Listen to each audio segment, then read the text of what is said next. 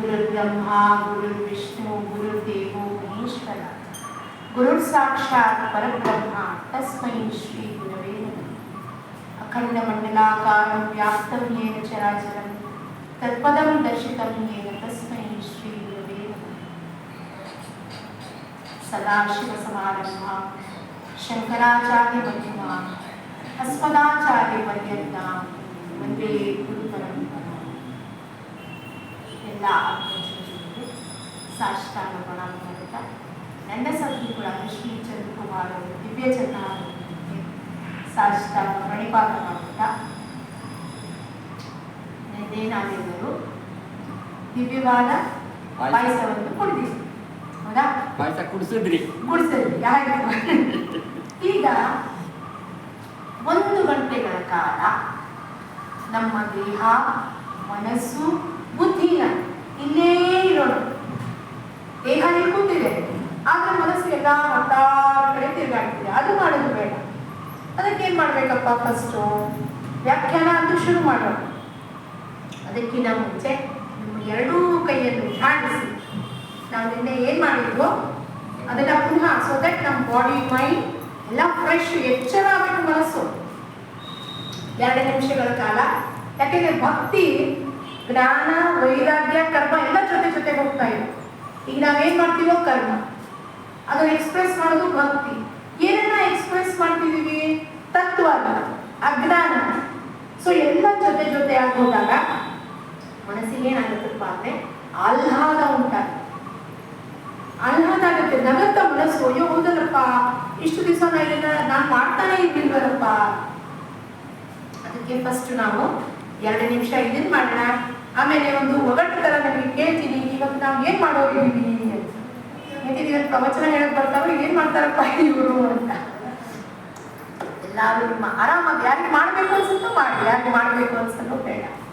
ಜೈ ಜೈ ಶ್ರೀರಾಮ, ಜೈ ಜೈ ಶ್ರೀರಾಮ್, ಜೈ ಶ್ರೀರಾಮ, ಜೈ ಜೈ ಶ್ರೀರಾಮ್, ಜೈ ಜೈ ಶ್ರೀರಾಮ, ಜೈ ಜೈ ಶ್ರೀರಾಮ್, ಜೈ ಜೈ ಶ್ರೀರಾಮ, ಜೈ ಜೈ ಶ್ರೀರಾಮ್, ಜೈ ಜೈ ಶ್ರೀರಾಮ, ಜೈ ಜೈ ಶ್ರೀರಾಮ್, ಜೈ ಜೈ ಶ್ರೀರಾಮ, ಜೈ ಜೈ ಶ್ರೀರಾಮ್, ಜೈ ಜೈ ಶ್ರೀರಾಮ, ಜೈ ಜೈ ಶ್ರೀರಾಮ್, ಜೈ ಜೈ ಶ್ರೀರಾಮ, ಜೈ ಜೈ ಶ್ರೀರಾಮ್, ಜೈ ಜೈ ಶ್ರೀರಾಮ, ಜೈ ಜೈ ಶ್ರೀರಾಮ್, ಜೈ ಜೈ ಶ್ರೀರಾಮ, ಜೈ ಜೈ ಶ್ರೀರಾಮ್, ಜೈ ಜೈ ಶ್ರೀರಾಮ, ಜೈ ಜೈ ಶ್ರೀರಾಮ್, ಜೈ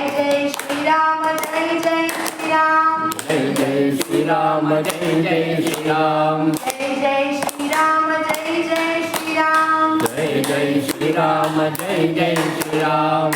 ಎಲ್ಲ tea coffee biscuit ಚೆನ್ನಾಗಿ ತಿನ್ಕೊಂಡ್ ಬಂದಿದ್ದೀರಲ್ಲ ಮನೆಯಿಂದ. ನಿಮ್ಮ ಶಬ್ದ ಇಡೀ ತನಕ ಅಲ್ಲ, ಇಡೀ ಬ್ರಹ್ಮಾಂಡಕ್ಕೆ ಹೋಗ್ಬೇಕು. ಹಂಗೆ ನೀವು ಹೇಳ್ಬೇಕು, ಜೈ ಜೈ ಶ್ರೀರಾಮ, ಜೈ ಜೈ ಶ್ರೀರಾಮ್, ಜೈ ಜೈ ಶ್ರೀರಾಮ, ಜೈ ಜೈ ಶ್ರೀರಾಮ್, ಜೈ ಜೈ ಶ್ರೀರಾಮ, ಜೈ ಜೈ ಶ್ರೀರಾಮ್, ಜೈ ಜೈ ಶ್ರೀರಾಮ, ಜೈ ಜೈ ಶ್ರೀರಾಮ್, ಜೈ ಜೈ ಶ್ರೀರಾಮ, ಜೈ ಜೈ ಶ್ರೀರಾಮ್, ಜೈ ಜೈ ಶ್ರೀರಾಮ, ಜೈ ಜೈ ಶ್ರೀರಾಮ್, ಜೈ ಜೈ ಶ್ರೀರಾಮ, ಜೈ ಜೈ ಶ್ರೀರಾಮ್, ಜೈ ಜೈ ಶ್ರೀರಾಮ, ಜೈ ಜೈ ಶ್ರೀರಾಮ್. ಶ್ರೀರಾಮ್. ಈಗ ನಿನ್ನೆ ನಾವು ಪಾಯಸವನ್ನು ಕುಡಿದ್ವಿ, ದಿವ್ಯವಾದ ಪಾಯಸವನ್ನು. ಈಗ ಈ ದಿವ್ಯವಾದ ಪಾಯಸ ಶಾಶ್ವತ ಉಳಿಬೇಕು. ನಿನ್ನೆ ಕುಡಿದಿವತ್ತಿ ಭತ್ತ ಬಿಟ್ಟರೆ ಏನು ಉಪಯೋಗ? ಅದಕ್ಕೆ ಒಂದು ಕೊಂಡಿ ಇದೆ. ಯಾರಪ್ಪ ಕೊಂಡಿ? ಆ ಶಾಶ್ವತವಾದ ಪಾಯಸವನ್ನು ನಾವು ಕುಡಿತಾ ಇರಬೇಕು ಅಂದ್ರೆ ಒಂದು ಕೊಂಡಿ ಇದೆ. ಆ ಕೊಂಡಿ ಹಿಡ್ಕೊಂಡು ನಾವು ಹೋದ್ರೆ ಅದು ನಮ್ಗೆ ಶಾಶ್ವತವಾದ ಸುಖವನ್ನು ಕೊಡಬಲ್ಲೇನು. ಯಾರಪ್ಪ ಅವನು? ಹೇಳಿ ನೋಡಿ. ಅಂದ್ರೆ ಮುಂದಿನ ಸತಿ ಬಂದಾಗ ನಾನು ಎಲ್ಲರ ಸಲುವಾಗಿ ಚಾಕ್ಲೇಟ್ ತರ್ತೀನಿ, ನೀವು ಇವಾಗ ಹೇಳಿದ್ರೆ ಉತ್ತರ. ಯಾಕಂದ್ರೆ ತರಬೇಕಾಗಿತ್ತು ಮರ್ತೋಯ್ತು. ಇವಾಗ ನೀವು ಉತ್ತರ ಹೇಳಿದ್ರೆ ಮುಂದಿನ ಸತಿ ಬರುವಾಗ ಚಾಕ್ಲೇಟ್ ನಿಮ್ಮೆಲ್ಲರೂ. ಯಾರಪ್ಪ ಕೊಂಡಿ? ವಿಚಾರ ಮಾಡಿ ಹೇಳಿ. ಆ ಕೊಂಡಿ ಯಾರು? ಈ ಶಾಶ್ವತವಾದ ಸುಖವನ್ನ ತೋರಿಸ್ಕೊಡೋನು ಯಾರು? ಅಲ್ಲ, ನಿಮಗೆ ಹೆಂಗ್ ಕಾಣಿಸುತ್ತೆ? ಪರಮಾತ್ಮ ನಿಮ್ಗೆ ಹೆಂಗ್ ಕಾಣಿಸ್ಬಿಟ್ಟ? ಬಟ್ ಹೆಂಗಾರ ಒಂದು ರೂಪದಲ್ಲಿ ಬರ್ತಾನಲ್ವಾ ಅವನು? ಯಾವ ರೂಪದಲ್ಲಿ ಬರ್ತಾನೆ ಯೋಚನೆ ಮಾಡಿ. ನಿಮಗೆ ಗೊತ್ತು, ಎಲ್ಲರಿಗೂ ಗೊತ್ತು ಯಾವ ರೂಪದಲ್ಲಿ ಬರ್ತಾನಪ್ಪ ಅವನು. ಗುರು ರೂಪದಲ್ಲಿ, ಸದ್ಗುರು ರೂಪದಲ್ಲಿ. ಯಾಕೆಂದ್ರೆ ಅವನು ಪರಮಾತ್ಮ ಯಾಗಿದ್ದಾರೋ ಕಣ್ಣಿಗೆ ಕಾಣಿಸುವಂತ ವಸ್ತುವಲ್ಲ, ಅವನು ಹುಡುಗ ಹುಡುಗಿ ಗಂಡಸು ಹೆಂಗಸು ಅಲ್ಲ, ಅದು ವಸ್ತು, ಅದು ಪರಬ್ರಹ್ಮ ವಸ್ತು. ಅದು ಗೋಚರ ಮಾಡ್ಕೋಬೇಕು. ಇಡೀ ಸಮಸ್ತ ಜೀವರಾಶಿಗೆ ಆನಂದ ಉಂಟಾಗಬೇಕು ಅಂದ್ರೆ ಆ ಗುರುವಿನ ರೂಪದಲ್ಲಿ ಅವನು ನಮ್ಮ ಕಣ್ಣು ಮುಂದೆ ಗೋಚರ ಆಗ್ತಾನೆ. ನಾನಾ ರೂಪ ತಗೊಂಡ್ಬರ್ತಾನೆ. ಎಲ್ಲಾ ರೂಪದಲ್ಲೂ, ಸಂತರ ರೂಪದಲ್ಲಿ, ಸತ್ಪುರುಷರು, ಯೋಗಿಗಳು ಎಲ್ಲ ನೀವು ಯಾವ್ದು ನೋಡ್ತೀರೋ ಆಯಾ ಸಮಯದಲ್ಲಿ ಅವತಾರ ತಗೊಂಡು ಬಂದಿದೆ. ರಾಮಕೃಷ್ಣ ಪರಮಹಂಸರು ಇರ್ಬೋದು, ನಮ್ಮ ಶಂಕರಾಚಾರ್ಯ ಇರ್ಬೋದು, ಮತ್ತೆ ತುಕಾರಾಮ್ ಮಹಾರಾಜರು ಇರ್ಬೋದು, ಆ ಕಡೆ ಮಹಾರಾಷ್ಟ್ರ ಸಂತರು, ಈ ಕಡೆ ಕರ್ನಾಟಕದಲ್ಲಿ ಸಂತರು ಸದ್ಗುರುಗಳಾಗಿ ಅವ್ರು ಬಂದಿದ್ದಾರೆ. ಯಾಕೆ? ನಮ್ಮನ್ನ ಉದ್ಧಾರ ಮಾಡಿ. ಯಾಕೆ ಅಂದ್ರೆ ಪರಿತ್ರಾಣಾಯ ಸಾಧೂನಾಂ ವಿನಾಶಾಯ ಚ ದುಷ್ಕೃತಾಂ ಧರ್ಮ ಸಂಸ್ಥಾಪನಾರ್ಥಾಯ ಸಂಭವಾಮಿ ಯುಗೆ ಯುಗೆ. ಈ ಧರ್ಮ ಹೊರಗಡೆ ಸಂಸ್ಥಾಪನೆ ಮಾಡ್ಬೇಕಾಗಿಲ್ಲ, ನನ್ನ ಒಳಗೆ ನಾನು ಏನ್ ಮಾಡ್ತಾ ಇದ್ದೀನಿ. ನಾವು ಹೇಳ್ತೀವಿ ಅಯ್ಯೋ ಪಾಪ ನಡೀತಾ ಇದೆ ಅಂತ. ಪಾಪ ಪುಣ್ಯ ಎಲ್ಲಿಗೆಪ್ಪ? ಮನಸ್ಸಿಗೆ. ನಾನು ಯಾರು? ಶುದ್ಧವಾದ ಚೈತನ್ಯ. ಚೈತನ್ಯಕ್ಕೆ ಸರಿ ತಪ್ಪೂ ಇಲ್ಲ, ಪಾಪ ಪುಣ್ಯನೂ ಇಲ್ಲ, ಸುಖ ದುಃಖಗಳು ಇಲ್ಲ. ಆಗ್ತಿರೋದು ಯಾರು ಗೊಂದಲ ಎಲ್ಲರಿಗೆ? ಮನಸ್ಸಿಗೆ. ಅದಕ್ಕೆ ಅವನೇನ್ ಮಾಡ್ತಾನೆ ಬಂದು, ಅಪ್ಪ ನೀನ್ ಬಹಳ ತಲೆ ಕೆಡಿಸ್ಕೊತಿದ್ಯಾ ಈ ಮನಸ್ಸನ್ನು ಹಿಡ್ಕೊಂಡು, ಮನಸ್ಸು ಮನಸ್ಸು ಮನಸ್ಸು ಅದರದಿಂದ ಈ ಕೊಂಡಿನ ನಾನು ಬಿಡಿಸಿ ಸೂಕ್ಷ್ಮ ಹಾಗೂ ಈ ಸ್ಥೂಲ ದೇಹ ಹಾಗೂ ಸೂಕ್ಷ್ಮ ದೇಹದ ಮಧ್ಯದಲ್ಲಿರುವುದು ಏನಪ್ಪ? ಮನಸ್ಸು. ಅದು ನಮಗೆ ತೊಂದರೆ ಕೊಡ್ತಾರೆ. ಮನಸ್ಸನ್ನು ಹಾಕೊಂಡು ಹಿಡ್ಕೋಬೇಕು ಅಂತ. ಆ ಮನಸ್ಸಿರೋದು ಒಂದೇ, ಪರಮಾತ್ಮ ಇರೋಬ್ಬನು ಒಬ್ಬನು. ಆ ಮನಸ್ಸನ್ನು ನೀವು ಪ್ರಪಂಚದಲ್ಲಿ ಬಳಕೆ ಮಾಡಿದಾಗ ಏನಾಗುತ್ತೆ? ಸುಖ ದುಃಖ, ನೋವು, ಮಾನ ಅಪಮಾನಗಳು. ಅದೇ ಮನಸ್ಸನ್ನ ತೆಗೆದು ಇಲ್ಲಿ ಭಗವಂತನ ಕಡೆ ಹಚ್ಚಿದ್ರೆ ಆ ಹಚ್ಚಿಸೋನು ಯಾರಪ್ಪ? ಅಂಬಿಗ. ಯಾರನ್ನು? ಸದ್ಗುರುನಾಥ. ಅದಕ್ಕೆ ಇವತ್ತು ಮತ್ತೆ ಪುರಂದರದಾಸರು, ಯಾಕೆಂದ್ರೆ ಬರ 10 ಜುಲೈಗೆ ನಾವೆಲ್ಲ ವ್ಯಾಸ ಪೂರ್ಣಿಮಾ ಅಂದ್ರೆ ಗುರು ಪೂರ್ಣಿಮಾನ ಆಚರಿಸ್ತಾ ಇದ್ದೀವಿ. ನಮ್ಮ ಜೀವನದಲ್ಲಿ ಗುರು ಇರೋದು ಎಷ್ಟು ಮಹತ್ವವಾಗಿದೆಯಪ್ಪ. ಗುರು ಒಳಗೆ ಇದ್ದಾನೆ, ಆದ್ರೆ ನಮ್ಗೆ ಯಾರಿಗೂ ಗೋಚರ ಆಗ್ತೀವಿ. ಅವ್ರು ನಮ್ಮ ಕಣ್ಣು ಮುಂದಿದ್ರೆ ವಿಚಾರ ಮಾಡೋಣ, ನಾವು ಯಾವತ್ತಾದ್ರೂ ಇನ್ನೊಬ್ಬರಿಗೆ ಅಪಶಬ್ದವನ್ನು ಮಾತಾಡ್ತೀವ? ಒಂದು ಜೋರಾಗಿ ನನ್ನ ಗುರು ಇಲ್ಲಿ ಕೂತಿದ್ದಾನೆ ಅಂದ್ರೆ ಇನ್ನೊಬ್ಬ ವ್ಯಕ್ತಿ ಜೊತೆ ನಾನು ಮಾತಾಡ್ತೀನ? ಇಲ್ಲ. ಯಾಕೆಂದ್ರೆ ನನ್ನ ಗುರುವಿನ ಮರ್ಯಾದೆ ಕಡಿಮೆ ಆಗೋಗುತ್ತೆ, ಮಾನ ಸಮ್ಮಾನಕ್ಕೆ ಧಕ್ಕೆ ಬರುತ್ತೆ. ಅಂದಾಗ ನಾನು ಹೆಂಗ್ ವರ್ತಿಸ್ತೀನಪ್ಪ? ನನ್ನ ಗುರುವಿಗೆ ಏನು ರುಚಿಸುತ್ತದೆಯೋ ಅದನ್ನೇ ನಾನು ವರ್ತಿಸ್ತೇನೆ. ಇದು ನಮ್ಗೆ ಒಳಗಿರೋದು ಗೊತ್ತಾಗ್ತಿಲ್ಲ. ಅದಕ್ಕೆ ಹೊರಗಡೆ ಒಂದು ರೂಪ ತಗೊಂಡವನು ನಮ್ಮ ಕಣ್ಮುಂದೆ ಪ್ರಕಟ ಆಗ್ತಾನೆ. ಅಪ್ಪ ನೀನು ಸಿಕ್ಕಿ ಜನ್ಮ ಜನ್ಮಾಂತರದಲ್ಲಿ ಸಿಕ್ಕಿ ಒದ್ದಾಡ್ತಿದ್ಯಾ. ಮತ್ತೆ ಈ ನರದೇಹ ಏನ್ ಕೊಟ್ಟಿದ್ದಾನೋ ಭಗವಂತ, ಇದು ರತ್ನ, ಅಮೂಲ್ಯವಾದ ರತ್ನ. ಇದು ನಾವು ಡೈಮಂಡು, ಬಂಗಾರ ಮತ್ತೆ ರೂಬಿ ಇದಕ್ಕೆ ರತ್ನ ಅನ್ಕೊಂಡ್ಬಿಟ್ಟಿದ್ವಿ. ಇದೆಲ್ಲ ಗಾಜಿನ ತುಂಡುಗಳು. ಆದ್ರೆ ನಿಜವಾದ ರತ್ನ ಈ ನರದೇಹ. ಇದರದಿಂದಾನೇ ನಾವು ಆ ಭಗವಂತನ ಪ್ರಾಪ್ತಿ ಮಾಡಿಕೊಳ್ಳೋ ಸಾಧ್ಯತೆ ಉಂಟು. ಪಕ್ಷಿ ಜನ್ಮಕ್ಕಿಲ್ಲ, ಗಿಡಕ್ಕೆ ಇಲ್ಲ, ಮರಕ್ಕೆ ಇಲ್ಲ, ಮೀನಿಗಿಲ್ಲ, ಸಿಂಹಕ್ಕಿಲ್ಲ, ಹುಲಿಗಿಲ್ಲ. ಯಾರಿಗಿದೆ? ಇದೊಂದು ನರಜನ್ಮಕ್ಕೆ ಮಾತ್ರ. ಅದನ್ನ ನಾವು ಏನ್ ಮಾಡ್ಕೋಬಾರ್ದು? ವೇಸ್ಟ್ ಮಾಡಬಾರ್ದು. ಅವ್ರಿಗೂ ಇಲ್ಲ ಊರ್ಜಾ ಕೊಟ್ಟಿದ್ದಾನೆ, ಆದ್ರೆ ಆ ಊರ್ಜಾ ಕೊಟ್ಟಿರೋದು ಲಿಮಿಟೆಡ್ ಕೊಟ್ಟಿದ್ದಾನೆ ಎನರ್ಜಿ. ಆ ಚೈತನ್ಯ ಕೆಲಸ ಲಿಮಿಟೆಡ್ ಮಾಡುತ್ತೆ. ಆಹಾರ, ಭಯ, ಮದ್ರ, ನಿದ್ರಾ, ಮೈಥುನ ಇಷ್ಟು ಕೆಲಸಕ್ಕೆ ಮಾತ್ರ ಬಳಕೆ ಮಾಡ್ತಾರೆ. ಆದ್ರೆ ನಮಗೆ ಇನ್ನೂ ಒಂದು ಪಟ್ಟಣ ಕೊಟ್ಟಾನೆ ವಿವೇಕ. ವಿವೇಕನ ಬಳಸು. ನೀನು ಏನು ಮಾತಾಡಬೇಕು, ಎಲ್ಲಿ ಮಾತಾಡಬೇಕು, ಮತ್ತೆ ಇದರಲ್ಲಿ ಸತ್ಯ ಏನಿದೆ, ಸುಳ್ಳು ಏನಿದೆ ಅನ್ನೋದು ತಿಳ್ಕೊಂಡಾಗ ಏನಾಗುತ್ತೆ? ಅಲ್ಲಿ ಯಾವ ಥರವಾದ ನಿಮಗೆ ಗೊಂದಲ ಇರುವುದಿಲ್ಲ. ಫುಲ್ ಆಫ್ ಕ್ಲಾರಿಟಿ ಆಗುತ್ತೆ ನಮ್ಮ ಜೀವನ. ಅದಕ್ಕವನು ಅಂಬಿಗನಾಗಿ ಬರ್ತಾನೆ. ಅದನ್ನ ಇವತ್ತು ನಾವೆಲ್ಲರೂ ಸೇರಿ ನೋಡೋಣ. ಗುರುವಿನ ಗುಲಾಮನಾಗುವ ತನಕ ದೊರೆಯದಣ್ಣ ಮುಕ್ತಿ. ನಿಜವಾಗಿಯೂ ನಮ್ಗೆ ಗುರುವಿನ ಗುಲಾಮ ಆಗ್ಬೇಕಾಗಿದ್ಯಾ? ಕೈ ಮೇಲ್ ಮಾಡೋಣ. ಆಗ್ಬೇಕಾ?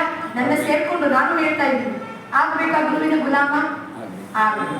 ಯಾರಿಗೆ ಆಗಬೇಕು? ಅಯ್ಯೋ ಅಮ್ಮ, ಯಾರಿಗೆ ಆಗ್ಬೇಕು ಗುಲಾಮ? ಮನಸ್ಸಿಗೆ ಗುರುವಿನ ಗುಲಾಮನಾಗುವ ತನಕ ದೊರೆಯದಣ್ಣ ಮುಕ್ತಿ. ಯಾರಿಗೆ ದಾಸರು?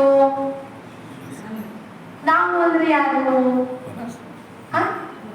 ಮನಸ್ಸ, ದೇಹ, ಬುದ್ಧಿ, ಮನಸ್ಸು ಮೂರಕ್ಕೂ ಸೇರಿ ಹೇಳ್ತಿದ್ದಾರೆ ನಾನು ಅವನು ಗುಲಾಮ ಆಗ್ಬೇಕಪ್ಪ. ಇಲ್ಲಿ ತನಕ ನೀ ಸ್ವತಂತ್ರ, ನಿನ್ಗೆ ಏನ್ ಬೇಕೋ ಅದನ್ನ ಆಟ ಆಡ್ತಿದ್ಯಾ. ಆ ಆಟದಲ್ಲಿ ನಾವು ಸಹಭಾಗಿ ಆಗ್ತಿದೀವಿ. ಆದ್ರೆ ಆಟದಲ್ಲಿ ಸೋತ್ ಹೋದ ಕೂಡಲೇ ನನಗೇನಾಗುತ್ತೆ? ಬೇಜಾರು. ಈ ಪ್ರಪಂಚ ಎಂಬುವ ಆಟದಲ್ಲಿ ನಾನು ಸಹಭಾಗಿ ಆಗಿದ್ದೀನಿ, ಆದ್ರೆ ನಾನು ಸೋಲ್ಬಾರ್ದು. ಅವ್ರು ಎದುರುಗಡೆ ಅವ್ರು ಸೋತೋಗ್ಬಿಡ್ಬೇಕು. ನನಗೆ ಅವಾಗ ಆನಂದ ಆಗುತ್ತೆ, ಓಹೋ ಸೋತೋಗ್ಬಿಟ್ರಿ ಇವರು ಅಂತ. ಅದು ನೆಕ್ಸ್ಟ್ ಟೈಮ್ ನಲ್ಲಿ ನಾನು ಕೂಡ ಸೋಲ್ಬಹುದಲ್ವಾ? ಆದ್ರೆ ಆ ಸೋಲನ್ನು ನಾನು ಒಪ್ಕೊಳ್ಳಿಕ್ಕೆ ರೆಡಿ. ಗುರುಮತಿ ಏನ್ ಮಾಡ್ತಾರಪ್ಪ ಅಂದ್ರೆ, ಈ ಸೋಲು ಗೆಲುವು ಮನಸ್ಸಿಗಿದೆ, ನೀನು ಕೇವಲ ಆಟ ಆಡ್ಬೇಕು. ಇವತ್ತು ನಾನು ಗೆಲ್ಲಬಹುದು, ನಾಳೆ ಸೋಲ್ಬಹುದು. ಅದನ್ನು ಮನಸ್ಸಿನ ಮೇಲೆ ಪರಿಣಾಮ ಆಗೋಕ್ಕೆ ಬಿಡಬೇಡ ಅಂತ ಹೇಳ್ತಾರೆ. ಅದಕ್ಕೆ ಅವ್ರು ಏನ್ ಹೇಳ್ತಾರಪ್ಪ, ನಾವೆಲ್ಲರೂ ಸೇರಿ ಶ್ರವಣ ಮಾಡೋಣ, ಚಿಂತನ ಮಾಡೋಣ, ಮನನ ಮಾಡಿ ಅದನ್ನ ನಿಧಿಧ್ಯಾಸ, ಒಂದೇ ಒಂದು ಧ್ಯಾಸ. ಏನು? ಇವತ್ತಿನಿಂದ ಇನ್ನು ಉಸಿರಿರೋ ತನಕ ಅಪ್ಪ ನಾನು ನಿನ್ನ ಗುಲಾಮನಾಗಿ ಇರುತ್ತೇನೆ ಅಂತ ಮನಸ್ಸು ಅವರಿಗೆ ಒಪ್ಪಿಗೆ ಕೊಡಬೇಕು. ಏನ್ ಹೇಳ್ತಾರಪ್ಪ? ಗುರುವಿನ ಗುಲಾಮನಾಗುವ ತನಕ ದೊರೆಯದನ್ನ ಮುಕುತಿ. ನಿಮಗೆ ಹೇಳ್ಬೇಕು ಅಂದ್ರೆ ನೀವು ಹೇಳ್ಬೋದು.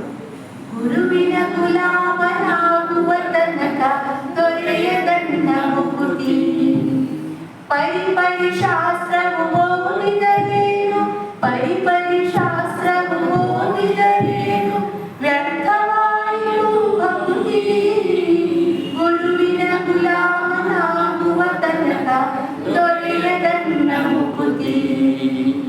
ಗುರುವಿನ ಗುಲಾಮನಾಗುವ ತನಕ ದೊರೆಯದನ್ನ ಮುಕುತಿ. ಅವ್ರು ಹೇಳ್ತಾರೆ, ಹೇ ಮನಸ್ಸೇ, ಸಜ್ಜನವಾದ ಮನಸ್ಸೇ, ನೀನು ಆ ಗುರುವಿಗೆ ಗುಲಾಮನಾಗು, ಶರಣು ಹೋಗುವವನಿಗೆ. ಅಲ್ಲಿ ತನಕ ಮುಕ್ತಿ ಅಂದ್ರೆ ಮೋಕ್ಷ ಸಿಗಲ್ಲ. ಮೋಕ್ಷ ಅಂದ್ರೆ ಏನಪ್ಪಾ? ನಮ್ಮ ಈ ತಲೆ ಒಳಗೆ ಜನ್ಮ ಜನ್ಮಾಂತರದ ವಿಚಾರಗಳು ಕಾಡ್ತಾ ಇದೆ. ನಮಗೆ ಈ ಜನ್ಮದ ಒಂದೇ ವಿಚಾರಗಳಲ್ಲ, ಹಿಂದಿನ ಜನ್ಮದಲ್ಲಿ ಯಾರು ನನಗೆ ತೊಂದರೆ ಉಂಟು ಮಾಡಿದ್ರು, ದುಃಖ ಉಂಟು ಮಾಡಿದ್ರು, ಅದೆಲ್ಲವೂ ಸುಪ್ತಾವಸ್ಥೆಯಲ್ಲಿ ಅಡಗಿದೆ.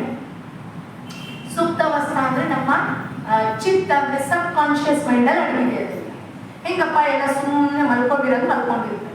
ಹೊರಗಡೆಯಿಂದ ಯಾರಾದ್ರೂ ನದಿಯಲ್ಲಿ ಒಂದು ಕಲ್ಲು ಹೋದರೆ ಅದರಲ್ಲೆಲ್ಲ ಹಿಂಗೆ ನೊರೆ ಅಥವಾ ಗುರುಗು ಅಥವಾ ಒಂದು ರಿಪ್ಪಲ್ ಬರುತ್ತೆ. ಹಂಗೆ ಏನಾಗುತ್ತೆ? ಸುಪ್ತ ಮನಸ್ಸಿನ ಹೊರಗಡೆಯಿಂದ ಯಾರೋ ಪ್ರಚೋದನೆ ಮಾಡಿ ಒಂದೇನಾದ್ರು ಮಾತು ಹೇಳ್ಕೊಂಡ್ರೆ ಒಳಗಿಡದಾದ್ರೂ ಜಾಗೃತ ಆಗುತ್ತೆ. ಓ, ಇವ್ರು ನನಗೆ ಮಾಡಿ ಹೇಳ್ತಾರೆ, ಹಿಂಗೆ ಮಾಡ್ತೀನಿ ಇವರಿಗೆ ಅಂತ ನಾನು ಅವರಿಗೆ ನನ್ನ ಪೂರ್ವ ಜನ್ಮದ ಸಂಸ್ಕಾರಗಳು, ನನ್ನ ಒಂದು ಹ್ಯಾಬಿಟ್ಟು ಮತ್ತೆ ವಿಕಾರಗಳು ಎಲ್ಲ ಸೇರ್ಕೊಂಡು ಪ್ರಚೋದನೆ ಮಾಡಿ ಅವ್ರನ್ನ ಅಟ್ಯಾಕ್ ಮಾಡಿಬಿಡ್ತಿದ್ದಾರೆ. ಯಾಕೆ ಅಂದ್ರೆ ಹಿಂದಿನ ಜನ್ಮದಲ್ಲ ಇದ್ದಿದ್ದು ವಾಸನಗಳವೆಲ್ಲ. ಅದಕ್ಕೆ ಗುರು ಬಂದು ಏನ್ ಮಾಡ್ತಾರಪ್ಪ, ನೀನು ನನಗೆ ಶರಣು ಹೋದರೆ ಈ ಮನಸ್ಸಲ್ಲಿ ನಿನಗೆ ಏನೇನು ಕಾಡ್ತಾ ಇದೆಯೋ, ಏನೇನು ಬೇಜಾರಂತ ಮಾಡ್ತಿದ್ಯೋ, ಚಿಕ್ಕ ಪುಟ್ಟ ವಿಷಯವೇ ಸಾಕು ನಮ್ಗೆ.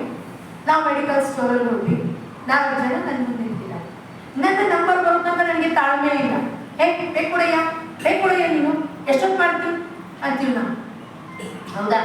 ನನ್ನ ನಂಬರ್ ಬರೋ ತನಕ ನಾನು ಏನ್ ಮಾಡಬೇಕು? ನಾನು ಅಂದ್ರೆ ಮನಸ್ಸು ಏನ್ ಮಾಡ್ಬೇಕು? ಸುಮ್ಮನೆ ಅಲ್ಲಿ ನಿಂತಿರ್ಬೇಕು. ನಮ್ಮ ಟೈಮ್ ಬಂದಾಗ ಅವನೇ ಕೇಳ್ತಾನೆ, ಹೇಳಿ ಮೇಡಮ್ ಏನ್ ಬೇಕು ನಿಮ್ಗೆ? ಆದ್ರೆ ಅಷ್ಟು ಸಂಯಮ, ಪೇಷನ್ಸು ಮನಸ್ಸಿಗೆ ಇಲ್ಲ. ಯಾಕಪ್ಪ ಅಂದ್ರೆ ಅದಕ್ಕೆ ತಡಮಾಡ, ಏನೋ ರೆಸ್ಟ್ಲೆಸ್ನೆಸ್. ನನ್ನ ಕೆಲಸ ಫಸ್ಟ್ ಆಗ್ಬಿಡ್ಬೇಕು, ಬೇರೆಯವ್ರಿಗೆ ಏನಾದ್ರೆ ಬಿಟ್ಟ ಪರವಾಗಿಲ್ಲ, ನನ್ನ ಕೆಲಸ ಫಸ್ಟ್ ಆಗ್ಬೇಕು. ಪ್ರತಿಯೊಬ್ಬರು ಹಿಂಗೆ ಯೋಚನೆ ಮಾಡ್ತಾರೆ, ನಾನು ಫಸ್ಟು ಲಾಸ್ಟ್ ಇಯರ್ ಆಗ್ಬೇಕು. ಲಾಸ್ಟ್ ಇಯರ್ ಅದು ಆಗ್ಬೇಕಾಗುತ್ತಲ್ವಾ? ನಾನೇ ಲಾಸ್ಟ್ ಆದ್ರೆ ಏನ್ ಗಂಟು ಹೋಯ್ತು ನಂದು? ಒಂದು 2 ನಿಮಿಷ ಒಂದು ಅಂಗಡಿಯಲ್ಲಿ ನಿಂತ್ಕೊಂಡು ಹೆಚ್ಚಿಗೆ ಏನಾಗುತ್ತೆ? ನಾವು ಏನೂ ಕಳ್ಕೊಳ್ಳೋದಿಲ್ಲ. ಏನಾಗುತ್ತೆ ಅಂದ್ರೆ ಒಂದೊಂದು ಹಂತದಲ್ಲಿ ಭಗವಂತ ನಮಗೆ ಎಕ್ಸ್ಪೀರಿಯನ್ಸ್ ಕೊಡ್ತಾನೆ, ಅನುಭವ ಕೊಟ್ಟು ಏನ್ ಹೇಳ್ತಾನಪ್ಪ ಅಂದ್ರೆ, ನೀನು ಸಂಯಮಾನ ಬೆಳೆಸ್ಕೋ. ಗುರು ಬಂದಿದ್ದೇನೆ ಪಾಠ ಫಸ್ಟ್ ಹೇಳ್ಕೊಡೋದು. ನೀನು ತಾಳ್ಮೆ ಹೊಂದಪ್ಪ. ಎದುರುಗಡೆ ಪಾರ್ಟಿ ಹೇಳ್ಬೇಡ ತಾಳ್ಮೆ ಹೊಂದಪ್ಪ ಅಂತ.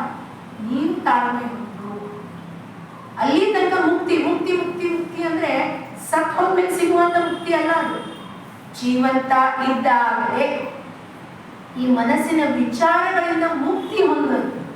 ಅಂದ್ರೆ ಯಾರು ಏನೇ ಅಂದ್ರೂ ಕೂಡ ನನ್ನ ಮನಸ್ಸು ಇಲ್ಲಿ ವಿಚಲಿತ ಆಗುತ್ತಾ ಇಲ್ಲ. ಶಾಂತವಾಗಿ ನಾನು ಕೇಳಿಸ್ಕೊತೀನಿ. ಆಯ್ತಪ್ಪ ಸರಿ, ಏನು ಬುದ್ಧಿ ಇಲ್ಲ, ನೀವೇನು ಮಾತಾಡ್ತೀರ, ಹೌದಾ ಆಯ್ತು. ಆದ್ರೆ ನಾವೇನ್ ನಾವ್ಯಾಕೋ ಮಾತು ಕೇಳಿಸ್ಕೊಳ್ಬೇಕ್ರಿ? ನನ್ನ ಸಮಾಧಾನ ನನ್ನ ಶಾಂತಿಗೆ ಮಾತನ್ನು ಕೇಳಿಸ್ಕೊಳ್ಬೇಕು.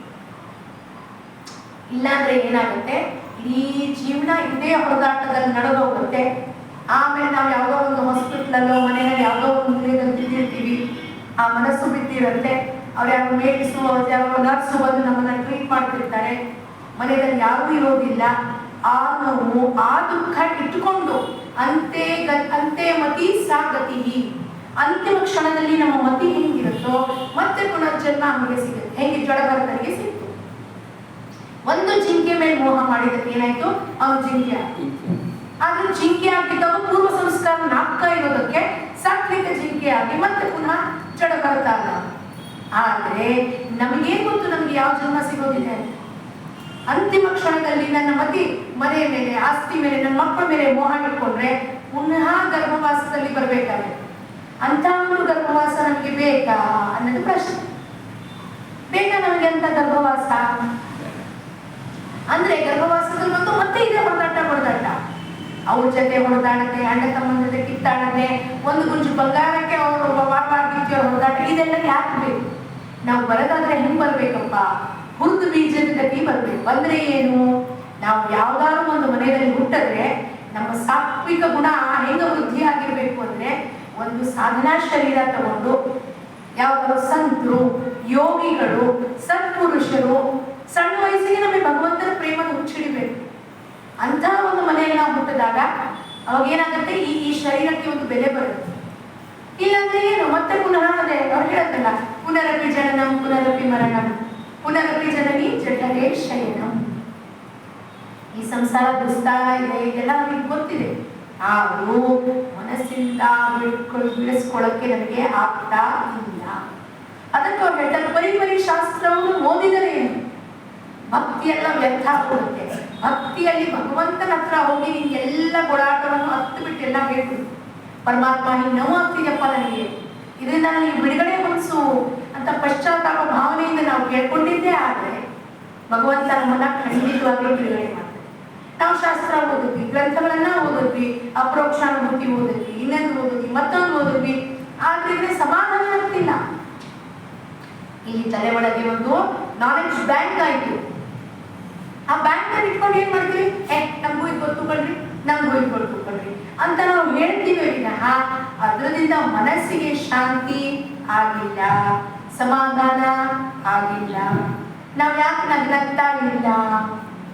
ಇಲ್ಲಿ ಬಂದಾಗ ನಾವು ಹೇಗಿರ್ಬೇಕು, ಆ ಗುರುವಿನ ಜೊತೆ ನಾವು ಇದ್ದಾಗ ಆನಂದದಲ್ಲಿ ನಗುತ್ತಾ ಇರ್ಬೇಕು ನಾವು. ಯಾಕೆಂದ್ರೆ ಗುರು ಏನಪ್ಪ, ಆನಂದ ಸ್ವರೂಪ.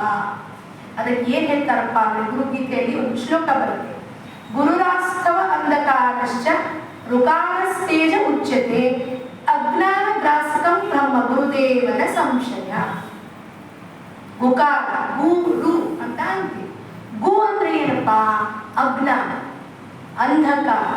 ನಾವು ರಾತ್ರಿ ಮಲ್ಕೊಂಡಿದ್ದಾಗ ಏನಿರುತ್ತಲ್ಲಿ, ಅಂಧಕಾರ. ರಾತ್ರಿ ನಮಗೆ ಗೊತ್ತಾ ಏನ್ ಮಲ್ಕೊಂಡಿರ್ತೀವಿ, ಎಲ್ಲಿ ಮಲ್ಕೊಂಡಿದೀವಿ? ರಾತ್ರಿ ಮಲ್ಕೊಂಡ್ರೆ ಸುಷುಪ್ತಿ ನಿದ್ದೆ ಅಂದ್ರೆ ಅಜ್ಞಾನ. ಅದೇ ತುಂಬಾ ಚೆನ್ನಾಗಿರುತ್ತೆ. ಯಾಕೆ? ಪ್ರಪಂಚದ ಯಾವ ಓಡಾಟ ಇಲ್ಲ, ಯಾವ ಔಷಧಿ ತಗೋಬೇಕಾಗಿಲ್ಲ, ಅನ್ನೋದನ್ನ ಆಗ್ತಾ ಇಲ್ಲ ನನಗೆ. ಆರಾಮಾಗಿ ನಾವು ಮಲ್ಕೊಂಡಿದ್ದಾಗ ಮನಸ್ಸು ಇಲ್ಲ, ಬುದ್ಧಿ ಇಲ್ಲ, ಇಂದ್ರಿಯಗಳು ಕೆಲಸ ಮಾಡುತ್ತಿಲ್ಲ, ಅವಯವಗಳು ತಾನೇ ಅವನ ಇಚ್ಛೆಯಿಂದ ಕೆಲಸ ಮಾಡ್ತಿದ್ದಾವೆ. ಆದ್ರೆ ನನಗೆ ಅದರ ಅರಿವು ಇಲ್ಲ. ಸುಷುಪ್ತಿ ನಿದ್ದೆ ಅಂದ್ರೆ ಹೆಂಗಪ್ಪ, ಎಂತ ಒಂದು ಸುಖ ಅಂದ್ರೆ ನಮ್ಗೆ ಏನು ಪ್ರಪಂಚದ್ದು ಯಾವ ಜ್ಞಾನವೂ ಇಲ್ಲ. ಪ್ರಪಂಚದ ನಮ್ಗೆಲ್ಲರಿಗೂ ಇಷ್ಟ ತಾನೆ ಆ ನಿದ್ದೆ. ಎಷ್ಟು ಚೆನ್ನಾಗಿ ನಿದ್ದೆ ಬಂತಪ್ಪ ಅಂತ ಬೆಳಗ್ಗೆ ಎತ್ಕೊಂಡು ಇಲ್ಲ, ರಾತ್ರಿ 1 ಗಂಟೆಗೆ ಎದ್ವಿ, 3 ಗಂಟೆಗೆ ಎದ್ವಿ, 5 ಗಂಟೆಗೆ ಎದ್ವಿ, ನಿದ್ದೆ ತುಂಡು ಆಗ್ತಿದೆ ಅಂತ ಯಾರು ಎಚ್ಚರ ಆಗ್ತಿದಾರಲ್ಲಿ? ಮನಸ್ಸು. ನೋಡು ವಾಟ್ಸಪ್ ಅಲ್ಲಿ ಯಾವ ಮೆಸೇಜ್ ಬಂದಿದೆ, ರಾತ್ರಿ 1 ಗಂಟೆಗೂ ನೋಡ್ತಿರ್ತಾರೆ, 2 ಗಂಟೆಗೂ ಮೆಸೇಜ್ ನೋಡ್ತಿರ್ತಾರೆ. ಇವ್ರಿಗೆ ಯಾಕಪ್ಪ ನಿದ್ದೆ ಬರಲ್ಲ? ಯಾಕಂದ್ರೆ ಮನಸ್ಸು ನಿದ್ದೆ ಮಾಡಕ್ ಬಿಡೋದಿಲ್ಲ. ಆದ್ರೆ ಸುಷುಪ್ತಿಯಲ್ಲಿ ಏನಾಗಿರುತ್ತೆ, ಎಲ್ಲವೂ ಪರಮಾತ್ಮನಲ್ಲಿ ಲಯ ಹೋಗಿರುತ್ತೆ. ಅವಾಗ ನಾವು ಅಜ್ಞಾನದಲ್ಲಿ ಏನು ಬೇಡ, ಈ ಮನೆ ಬೇಡ, ಸಂಸಾರ ಬೇಡ, ಯಾವ ಅಡುಗೆ ತಿಂಡಿ ಬೇಡ, ಆನಂದವಾಗಿರುತ್ತೆ. ಎಚ್ಚರ ಕೂಡಲೇ ಬೆಳಗ್ಗೆ ಶುರುವಾಯ್ತು ನನ್ನ ಸಂಸಾರ. ಸಂಸಾರ ಅಂದ್ರೆ ಏನಪ್ಪ, ವಿಚಾರ. ಬೆಳಗ್ಗೆ ಎದ್ಕೊಂಡು ಹಿಂಗಿನ್ನೂ ಕಣ್ಣು ಬಿಡಕ್ಕಿಲ್ಲ, ಚಾಯ್ ಮಾಡಬೇಕಾ, ಟೀ ಮಾಡಬೇಕಾ, ಕಾಫಿ ಮಾಡಬೇಕಾ, ಹಾಲು ಬಂತು ಇಲ್ಲ ಇವತ್ತು ಕೂಪನ್ ಹಾಕಬೇಕಾ, ಶುರು ಶುರು ಶುರು ಶುರು ಶುರು. ಸಂಸಾರ ಎಲ್ಲಿಂದ ಶುರುವಾಯಿತು? ಮನಸ್ಸು ಎಚ್ಚರ ಆದ ಕೂಡಲೇ ಶುರುವಾಯಿತು ಸಂಸಾರ. ಆ ಮನಸ್ಸಿಲ್ಲ ಅಂದ್ರೆ ಸಂಸಾರ ಎಲ್ಲಿದೆ? ಎಲ್ಲೂ ಇಲ್ಲ. ಸೊ ಗುರು ನಮಗೆ ಆ ಮಟ್ಟಕ್ಕೆ ಕರ್ಕೊಂಡು ಹೋಗ್ತಾನೆ, ಎಲ್ಲಿ ನಿನ್ನ ಸಂಪೂರ್ಣ ಎಲ್ಲ ತಲೆ ತಾಪತ್ರೆಗಳು ನನಗೆ ಕೊಟ್ಬಿಡು, ನೀನ್ ತಲೆ ಕೆಡಿಸ್ಕೋಬೇಡ. ಬೆಳಗ್ಗೆ ಹೇಳು, ಇವತ್ತು ಹೊಸ ದಿವಸ ತೋರಿಸ್ತೀರಪ್ಪ ಪರಮಾತ್ಮ, ಹೋಗು, ಟೀ ಮಾಡಲೇಬೇಕು, ಕಾಫಿ ಮಾಡಲೇಬೇಕು, ಎಲ್ಲಾ ಕೆಲಸಗಳು ಮಾಡಬೇಕು. ಆದ್ರೆ ಇದನ್ನ ಉಪಯೋಗಿಸ್ಬೇಡ, ಇದಕ್ಕೆ ಬೀಗ ಹಾಕೊಂಡು ರೋಬೋಟ್ ಹೇಗೆ ಕೆಲಸ ಮಾಡ್ತಿರತ್ತೆ ಹಂಗೆ ಹೇಳಿದ ತಕ್ಷಣ ಹೋಗ್ಬೇಕು. ಟೀ ಮಾಡಬೇಕು, ಬಿಸಿನೀರು ಕೊಡಬೇಕು, ಹೋಗ್ಬೇಕು ಬರಬೇಕು, ಡಬ್ಬ ಮಾಡಬೇಕು, ಮಕ್ಕಳಿಗೆ ಕಳಿಸ್ಬೇಕು, ಗಂಟೆ ಡಬ್ಬ ಕಟ್ಟಬೇಕು. ಏನ್ ಮಾಡ್ತೀವಿ? ಇಷ್ಟು ಮಾಡ್ಬೇಕಾ? ಆಯ್ತು ಮುಗಿ. ಇನ್ನೊಂದು ಮಾತು ಕುಡ್ದಲ್ಲಿ ಆ ರೋಬೋಟ್ ಮಷೀನ್ ನೋಡಿ ನೀವು ಹಿಂಗೆ ಕೆಲಸ ಮಾಡ್ತಿರುತ್ತೆ, ಅದಕ್ಕೊಂದು ಬ್ಯಾಟ್ರಿ ಹಾಕ್ಬಿಟ್ರೆ ಇಲ್ಲ ಚಾರ್ಜಿಂಗ್ ಮಾಡಿಬಿಟ್ರೆ ಹಿಂಗೆ ಹಿಂಗೆ ಹಿಂಗೆ ಮಾಡ್ತಿರ್ತೀವಿ ನಾವು, ಹಿಂಗೆ ಹಿಂಗೆ ಹಿಂಗೆ ಮಾಡ್ಕೊತ ಕೊಡೋದು. ಇನ್ನೊಂದು ಮಾತಿರ್ಕೊಡ್ದು ಇನ್ನೊಬ್ಬರ ಜೊತೆ, ಅದರಿಂದ ಏನಾಗುತ್ತೆ?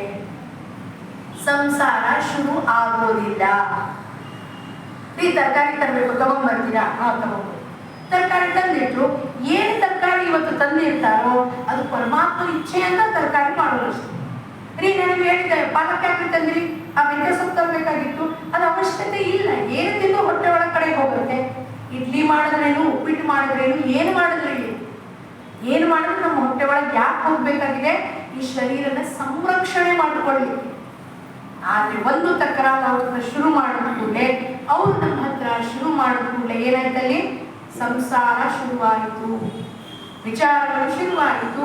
ಆದಾನ ಪ್ರದಾನದಲ್ಲಿ ಜಗಳ ಆಗ್ಬೋದು, ಹೀಟೆಡ್ ಆರ್ಗ್ಯುಮೆಂಟ್ ಆಗ್ಬೋದು. ನಾನು ಬೆಳಗ್ಗೆ ಮಾತಾಡಿದ್ದನ್ನ ಮಧ್ಯಾಹ್ನ ತನಕ ಅವ್ರ ಜೊತೆ ಹಾಗೆ ಸಾಧಿಸ್ಬೋದು, ಸಿಟ್ಟನ್ನ ಸಾಧಿಸ್ಬೋದು. ಈ ಎಲ್ಲಾ ಕೆಲಸಗಳು ಯಾರಿಗೆ ನುಕ್ಸಾನ ಆಗ್ತಿರೋದು? ಯಾರಿಗೆ ಹಾನಿ? ನನ್ನ ಶರೀರಕ್ಕೆ. ಯಾಕೆ ನಮಗೆ ಜಡ್ಡು ಜಾಪತ್ರನ್ನ ಅನುಭವಿಸ್ತಾ ಇದೀವಿ? ಈ ಕಾರಣ. ಕಾಲು ನೋವು, ನೀ ಪೇನು, ಸಯಾಟಿಕ, ಹಾರ್ಟ್ ಪ್ರಾಬ್ಲಮ್, ಅದು ಯಾಕಪ್ಪ ಅಂದ್ರೆ ನಾನು ಅವರಲ್ಲಿ ತಕರಾರು ಮಾಡಿದ್ದಕ್ಕೆ ಅದು ನನ್ನ ಮನಸ್ಸಿಗೆ ಹತ್ತುತ್ತಾ ಇದೆ. ಅವ್ರು ನನಗೆ ಹಿಂಗೆ ಅಂದ್ಬಿಟ್ರಲ್ಲಪ್ಪ ಅಂತ ಅವ್ರು ಹೇಳಿ ಹೋಗ್ಬಿಟ್ರಾಗ್ಲೇ ಅಲ್ಲಿ. ಅದನ್ನ ಕ್ಯಾರಿ ಯಾರು ಮಾಡ್ತಿದ್ದಾರೆ ಇಲ್ಲಿ? ನಾನು. ಈ ನಾನು ಎಷ್ಟು ಘಾತಕ ಇದೆ ಅಂದ್ರೆ ನನ್ನ ಶರೀರವನ್ನ ಹಾನಿ ಮಾಡುತ್ತಾ ಇದೆ ಅನ್ನೋದು ನನಗೆ ಗಮನಕ್ಕೆ ಬರ್ತಾ ಇಲ್ಲ. ಇದು ಹಾನಿ ಮಾಡ್ತಾ ಇದೆ ಅಂತ ತಿಳಿಸ್ಕೊಡೋರು ಯಾರಪ್ಪ ಅಂದ್ರೆ ಗುರು ಅಂತ ತಿಳಿಸ್ಕೊಡ್ತಾನೆ. ಶಾಸ್ತ್ರದಲ್ಲಿ ಓದಿದ್ರೆ ಉಪಯೋಗ ಆಗೋದಿಲ್ಲ, ಅದನ್ನ ನೀವು ಕಾರ್ಯಗತವಾಗಿ ತರಬೇಕು. ನನ್ನ ಹತ್ರ ಫುಲ್ ತುಂಬಾ ದುಡ್ಡಿದೆ, ಆದ್ರೆ ಸಮಯಕ್ಕೆ ಬಂದಾಗ ನನಗೆ ಅದನ್ನು ತಗೊಳ್ಳಿಕ್ಕೆ ಬರಲಿಲ್ಲ ಅಂದ್ರೆ ಆ ದುಡ್ಡಿಂದ ಏನು ಉಪಯೋಗ ಇಲ್ಲ. ಹಂಗೆ ಈ ಜ್ಞಾನ ಇಲ್ಲಿ ತುಂಬಿರೋದು ಭಗವಂತ, ಅದನ್ನ ನಾನು ಬಳಕೆ ಮಾಡಬೇಕು ಪ್ರಪಂಚದಲ್ಲಿ.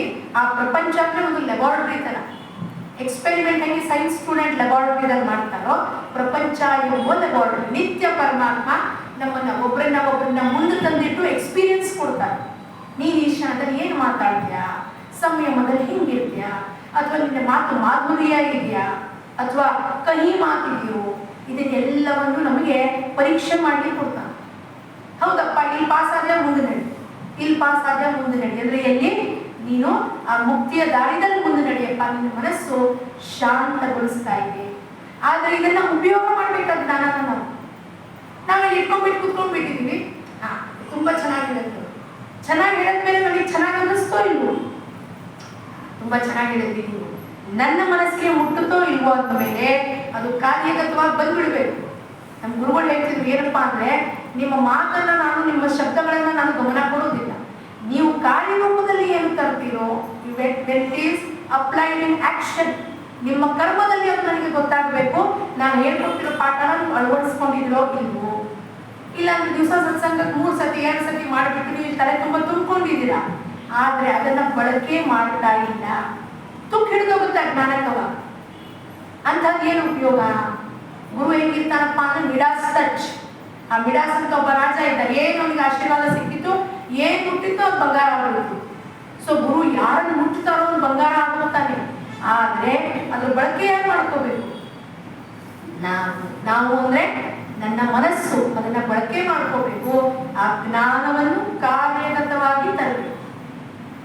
ಎಲ್ಲ ಪ್ರತಿಯೊಂದು ಕರ್ಮದಲ್ಲೂ ಹೌದಪ್ಪ, ಗುರುನಾಥ ಇದನ್ನ ಹೇಳಿದ್ದ, ಹಿಂಗ್ ಮಾಡ್ಬೇಕು, ಗುರುನಾಥ ಅದನ್ನ ಹೇಳಿದ್ದ, ಇದನ್ನ ಹಿಂಗ್ ಮಾಡ್ಬೇಕು, ಇಲ್ಲಿ ನಾನು ತಪ್ಪು ಬಿಟ್ಟೆ ಗುರುನಾಥ, ಎದುರುಗಡೆ ಅವ್ರನ್ನ ಹೋಗಿ ಕ್ಷಮಾಪಣೆ ಕೇಳಬೇಕು. ಕ್ಷಮಿಸಿ, ಸಾರಿ, ನನಗೆ ಗೊತ್ತಾಗ್ಲಿಲ್ಲ, ಹಿಂಗೆ ಹೇಳ್ಬಾರ್ದಾಗಿತ್ತು. ಅಲ್ಲಿ ನಮ್ಮ ಈಗೋನ ತರಬಾರ್ದು. ನಾನ್ಯಾಕೆ ಸಾರಿ ಕೇಳಿದೆ ಅವಳ ಹತ್ರ? ನನ್ನ ಹೆಂಡತಿ ಹತ್ರ ಹೋಗಿ ನಾನ್ಯಾಕೆ ಸಾರಿ ಕೇಳಿ, ಅಥವಾ ನನ್ನ ಗಂಡನ ಹತ್ರ ನಾನ್ಯಾಕೆ ಸಾರಿ ಕೇಳಿ ಆಗಬಾರ್ದು.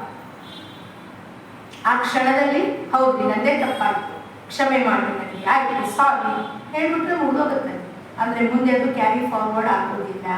ಅದಕ್ಕೆ ಅವ್ರು ಹೇಳ್ತಾರೆ, ಪರಿಪರಿಶಾಸ್ತ್ರವು ಓದಿದರೇನು ವ್ಯರ್ಥವಾಯಿತು ಭಕ್ತಿ. ಭಕ್ತಿ ನೀನು ಮಾಡಿದ್ದೆಲ್ಲ ವ್ಯರ್ಥ ಆಗೋದು. ನನ್ನ ಮೇಲೆ ಪ್ರೇಮ ಇಟ್ಟಿದೆ ಗುರುವಿನ ಪೂಜೆ ಮಾಡ್ತೀವಿ, ಈ ವ್ಯಾಸ ಪೂರ್ಣಿಮಾ ಬರುತ್ತೆ, ಫೋಟೋ ಹಾರ ಹಾಕ್ತೀವಿ, ಎಲ್ಲರೂ ಪ್ರಸಾದ ಹಂಚ್ತೀವಿ, ಎಲ್ಲರಿಗೂ ಬೇಕಾದಷ್ಟು ಕೊಡ್ತೀವಿ. ಆದರೆ ಅದು ಅವನಿಗೆ ಬೇಕಾಗಿರೋದಿಲ್ಲ. ಅವನಿಗೆ ಬೇಕಾಗಿರೋದೇನಪ್ಪ, ನೀನು ಹಾರ ಹಾಕಲಿಲ್ಲ ಅಂದ್ರೂ ಪರವಾಗಿಲ್ಲ, ಆದರೆ ನನ್ನ ಮಾತನ್ನ ನೀನು ಜೀವನದಲ್ಲಿ ಎಲ್ಲಿ ಅಳವಡಿಸ್ಕೊಂಡು ಸುಖಿಯಾಗಿ ಬದುಕ್ತಿದ್ಯಾ, ಆನಂದದಿಂದ ನಗ್ತಾ ಇದೆಯಾ, ಅದನ್ನ ನೋಡಿ ನನಗೆ ಸಂತೋಷ ಆಗುತ್ತೆ, ಸಾರ್ಥಕ ಆಗುತ್ತೆ ಅಂತ ಗುರು ಹೇಳ್ತಾರೆ. ಮುಂದೆ ಹೇಳ್ಕೊಂಡು ನೋಡೋಣ. ಆರು ಶಾಸ್ತ್ರವ ಓದಿದರೇನು, ನೂರಾರು ಪುರಾಣವ ಮುಗಿಸಿದರೇನು. ಆರು ಶಾಸ್ತ್ರವ ಓದಿದರೇನು, ನೂರಾರು ಪುರಾಣವ ಮುಗಿಸಿದರೇನು. ಸಾಧು ಸಜ್ಜನರ ಸಂಗವ ಮಾಡದೆ ಧೀರನೆಂದು ತಾ ತಿರುಗಿದರೇನು. ಗುರುವಿನ ಗುಲಾಮನಾಗುವ ತನಕ ದೊರೆಯದಣ್ಣ ಮುಗಿ. ಗುರುವಿನ ಗುಲಾಮನಾಗುವ ತನಕ ದೊರೆಯದಣ್ಣ ಮುಗಿ. ಆರು ಶಾಸ್ತ್ರಗಳನ್ನು ಓದುದು. ಇದಕ್ಕೆ ಒಂದು ದೃಷ್ಟಾಂತ ಏನಪ್ಪ ಅಂದ್ರೆ, ಬ್ರಹ್ಮಚೈತನ್ಯ ಮಹಾರಾಜರ ಶಿಷ್ಯರು, ಸತ್ಯಶಿಷ್ಯರಾದರು ಬ್ರಹ್ಮಾನಂದ ಮಹಾರಾಜ. ಆರು ಶಾಸ್ತ್ರ ವೇದಗಳು ಎಲ್ಲದರಲ್ಲೂ ಪಂಡಿತರು, ಮೀಮಾಂಸ ಅದು ಇದು ಎಲ್ಲ ತಿಳ್ಕೊಂಡಿದ್ರು. ಅವರಿಗೆ ದೃಷ್ಟಾಂತ ಆಗುತ್ತೆ, ನಿನ್ನ ಸದ್ಗುರುಗಳು ಇಂದೋರ್ನಲ್ಲಿದ್ದಾರೆ, ಹೋಗೋರನ್ನ ದರ್ಶನ ಪಡೆಯಪ್ಪ. ಇವ್ರು ಹೋಗ್ತಾರೆ. ಹೋದಾಗ ಗುರು ಹಿಂಗ್ ಕೂತಿರ್ತಾರಪ್ಪ ಅಂದ್ರೆ, ಮಹಾರಾಜರು ಒಂದು ಕೌಪಿನ ಹಾಕೊಂಡು ಒಂದು ಟೇಬಲ್ ಮೇಲೆ ಕುರ್ಚಿ ಮೇಲೆ ಕೂತಿರ್ತಾರೆ. ಸುತ್ತಮುತ್ತ ಇರೋ ಎಲ್ಲ ಹೆಣ್ಮಕ್ಳು ಅವ್ರಿಗೆ ಕೈ ಕಾಲು ಎಣ್ಣೆ ಹಚ್ತಾ ಇರ್ತಾರೆ. ಇದನ್ನ ನೋಡ್ಬಿಟ್ಟು ಬ್ರಹ್ಮಾನಂದ ಮಹಾರಾಜರಿಗೆ ಏನ್ಸುತ್ತೆ, ಅಯ್ಯೋ ಇವನು ಲಗೋಟಿ ಹಾಕೊಂಡಿದ್ದಾನೆ, ಹೆಂಗಸರು ಬಳಿಕ ಕೂತಿದ್ದಾನೆ, ಇವನು ನನ್ನ ಗುರು ಆಗ್ಲಿಕ್ಕೆ ಸಾಧ್ಯತೆ ಉಂಟೆ ಅಂತ ಮನಸ್ಸು ಮಾತಾಡುತ್ತೆ. ಅವರು ವಾಪಸ್ ಹೋಗ್ಬಿಡ್ತಾರೆ. ಮಹಾರಾಜರು ನೋಡ್ತಾರೆ, ಬಂದಿದ್ದ ಇವನು ವಾಪಸ್ ಹೋದ. ಮತ್ತೆ ಪುನಃ ಕೃಷ್ಣ ಅಂತ ಆಗುತ್ತೆ ಅವರಿಗೆ, ನೀನು ನಿನ್ನ ಅಜ್ಞಾನದಿಂದ ಯಾರನ್ನು ಬಿಟ್ಟು ಬಂದಿದ್ಯೋ ಅವನೇ ನಿನ್ನ ಸದ್ಗುರುನಾಥ, ಹೋಗಿ ಅವನಿಗೆ ಮೊರೆ ಹೋಗು. ಮತ್ತೆ ಹೋಗ್ತಾರೆ. ಬರ್ತಾನೆ ಏನ್ ಮಾಡ್ತಾರೆ, ದೀರ್ಘದಂಡ ನಮಸ್ಕಾರ ಮಾಡಿ, ಮಹಾರಾಜ್ ನನ್ನ ತಪ್ಪಾಯಿತು, ನನಗೆ ಕ್ಷಮೆ ಮಾಡಿ, ನನ್ನ ಈ ಜ್ಞಾನದಿಂದ ನಿಮ್ಮನ್ನ ತಿಳ್ಕೊಳ್ಳಿಕ್ಕೆ ಸಾಧ್ಯತೆ ಆಗುವುದಿಲ್ಲ.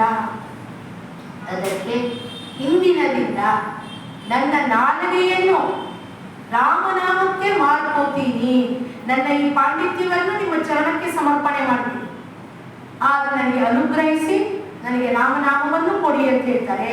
ಅಂದಿನಿಂದ ಕಡೆಯ ದಿವಸದ ತನಕ ಅವ್ರು ಎಂದಿಗೂ ಎಲ್ಲಿ ಮಹಾರಾಜರು ಇರ್ತಾರೋ ಹಿಂಗ್ ಕೈ ಕಟ್ಕೊಂಡು ನಿಂತಿರ್ತಾರೆ, ಜಿ ಮಹಾರಾಜ್. ಏನ್ ಹೇಳಿದ್ರು ಕೂಡ ಜಿ ಮಹಾರಾಜ್. ಯಾರಾದ್ರೂ ಏನಾದ್ರು ಕೇಳಿದ್ರೆ, ಏನಾದ್ರು ಹೇಳ್ರಿ ಮಹಾರಾಜ್ ಅಂತ ಹೇಳಿದ್ರೆ, ಮಹಾರಾಜನ ಹೋಗಿ ಕೇಳ್ರಿ. ನಾವು ನನ್ನ ನಾಲ್ಗೆಯನ್ನು ತರ್ಕ ಇಲ್ಲ, ವಾದ ಇಲ್ಲ, ವಿವಾದ ಇಲ್ಲ, ಯಾವ ಚರ್ಚೆ ಇಲ್ಲ, ಏನ್ ಕೇಳಿದ್ರು ಹೋಗಿ ಮಹಾರಾಜರನ್ನು ಕೇಳಿ, ನನ್ನನ್ನ ಕೇಳ್ಬೇಕು.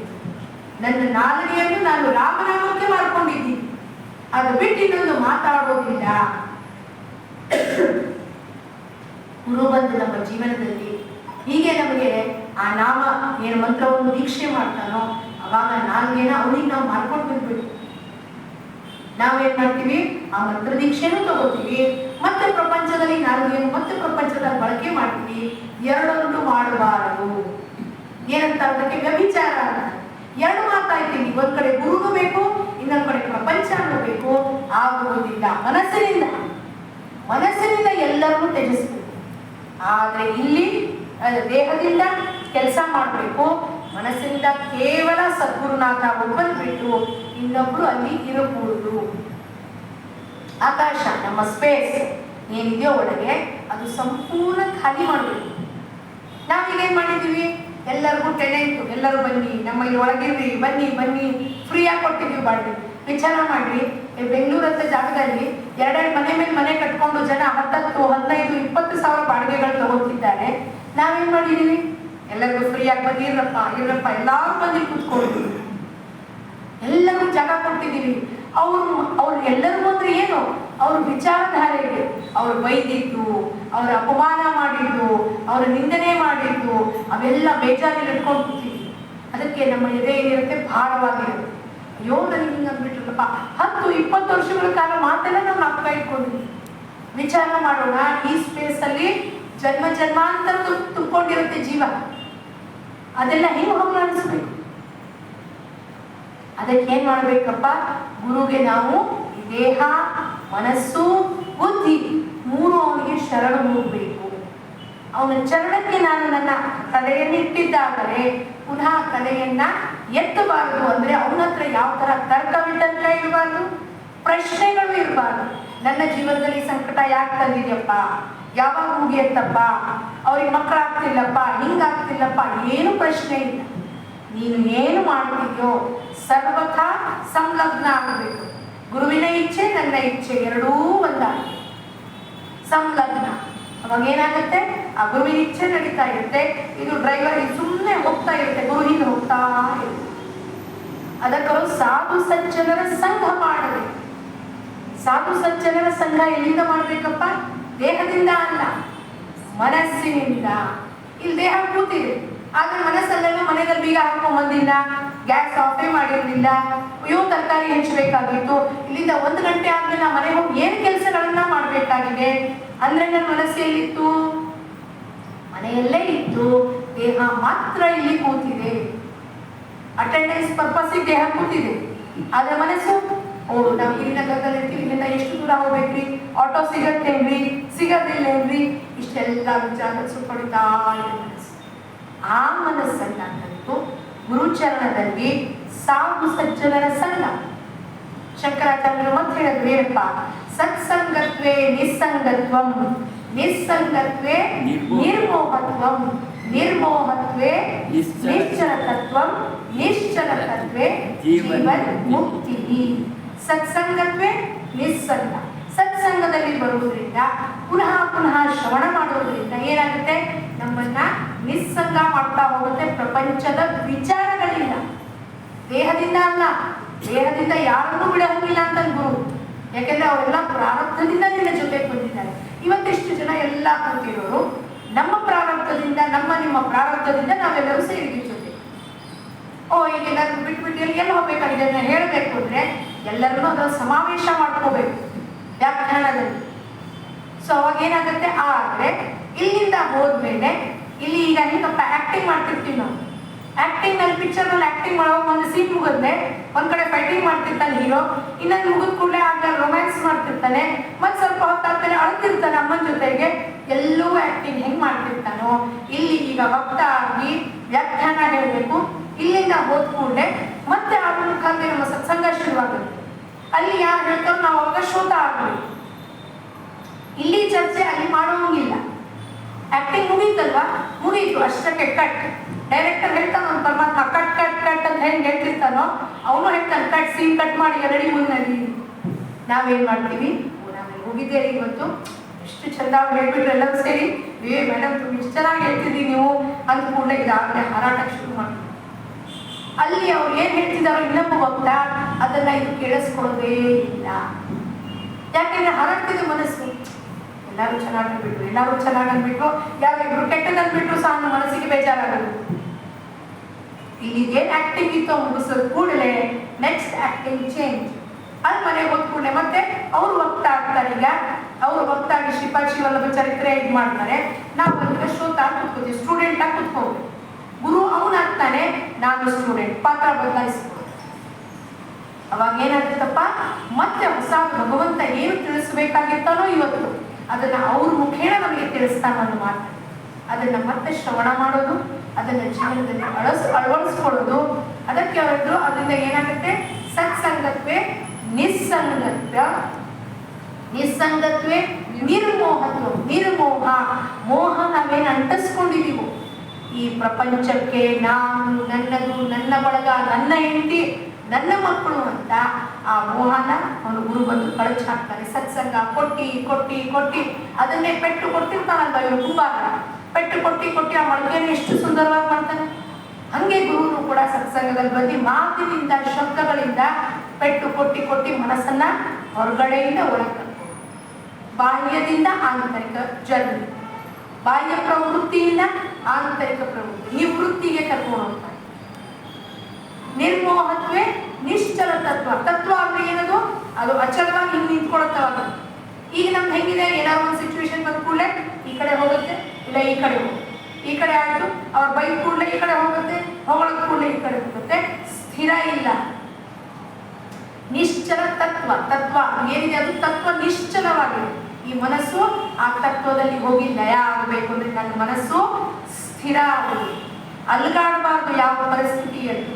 ಯಾರು ಉಪ್ಸಿದ್ರು ಅಲ್ಗಾಡಬಾರ್ದು, ಯಾರು ನನ್ನ ಕೆಳಗೆ ಬೀಳಿಸಿದ್ರು ಅಲ್ಗಾಡಬಾರ್ದು. ಸ್ಥಿತ ಪ್ರಜ್ಞನಂತೆ ಇರಬೇಕು.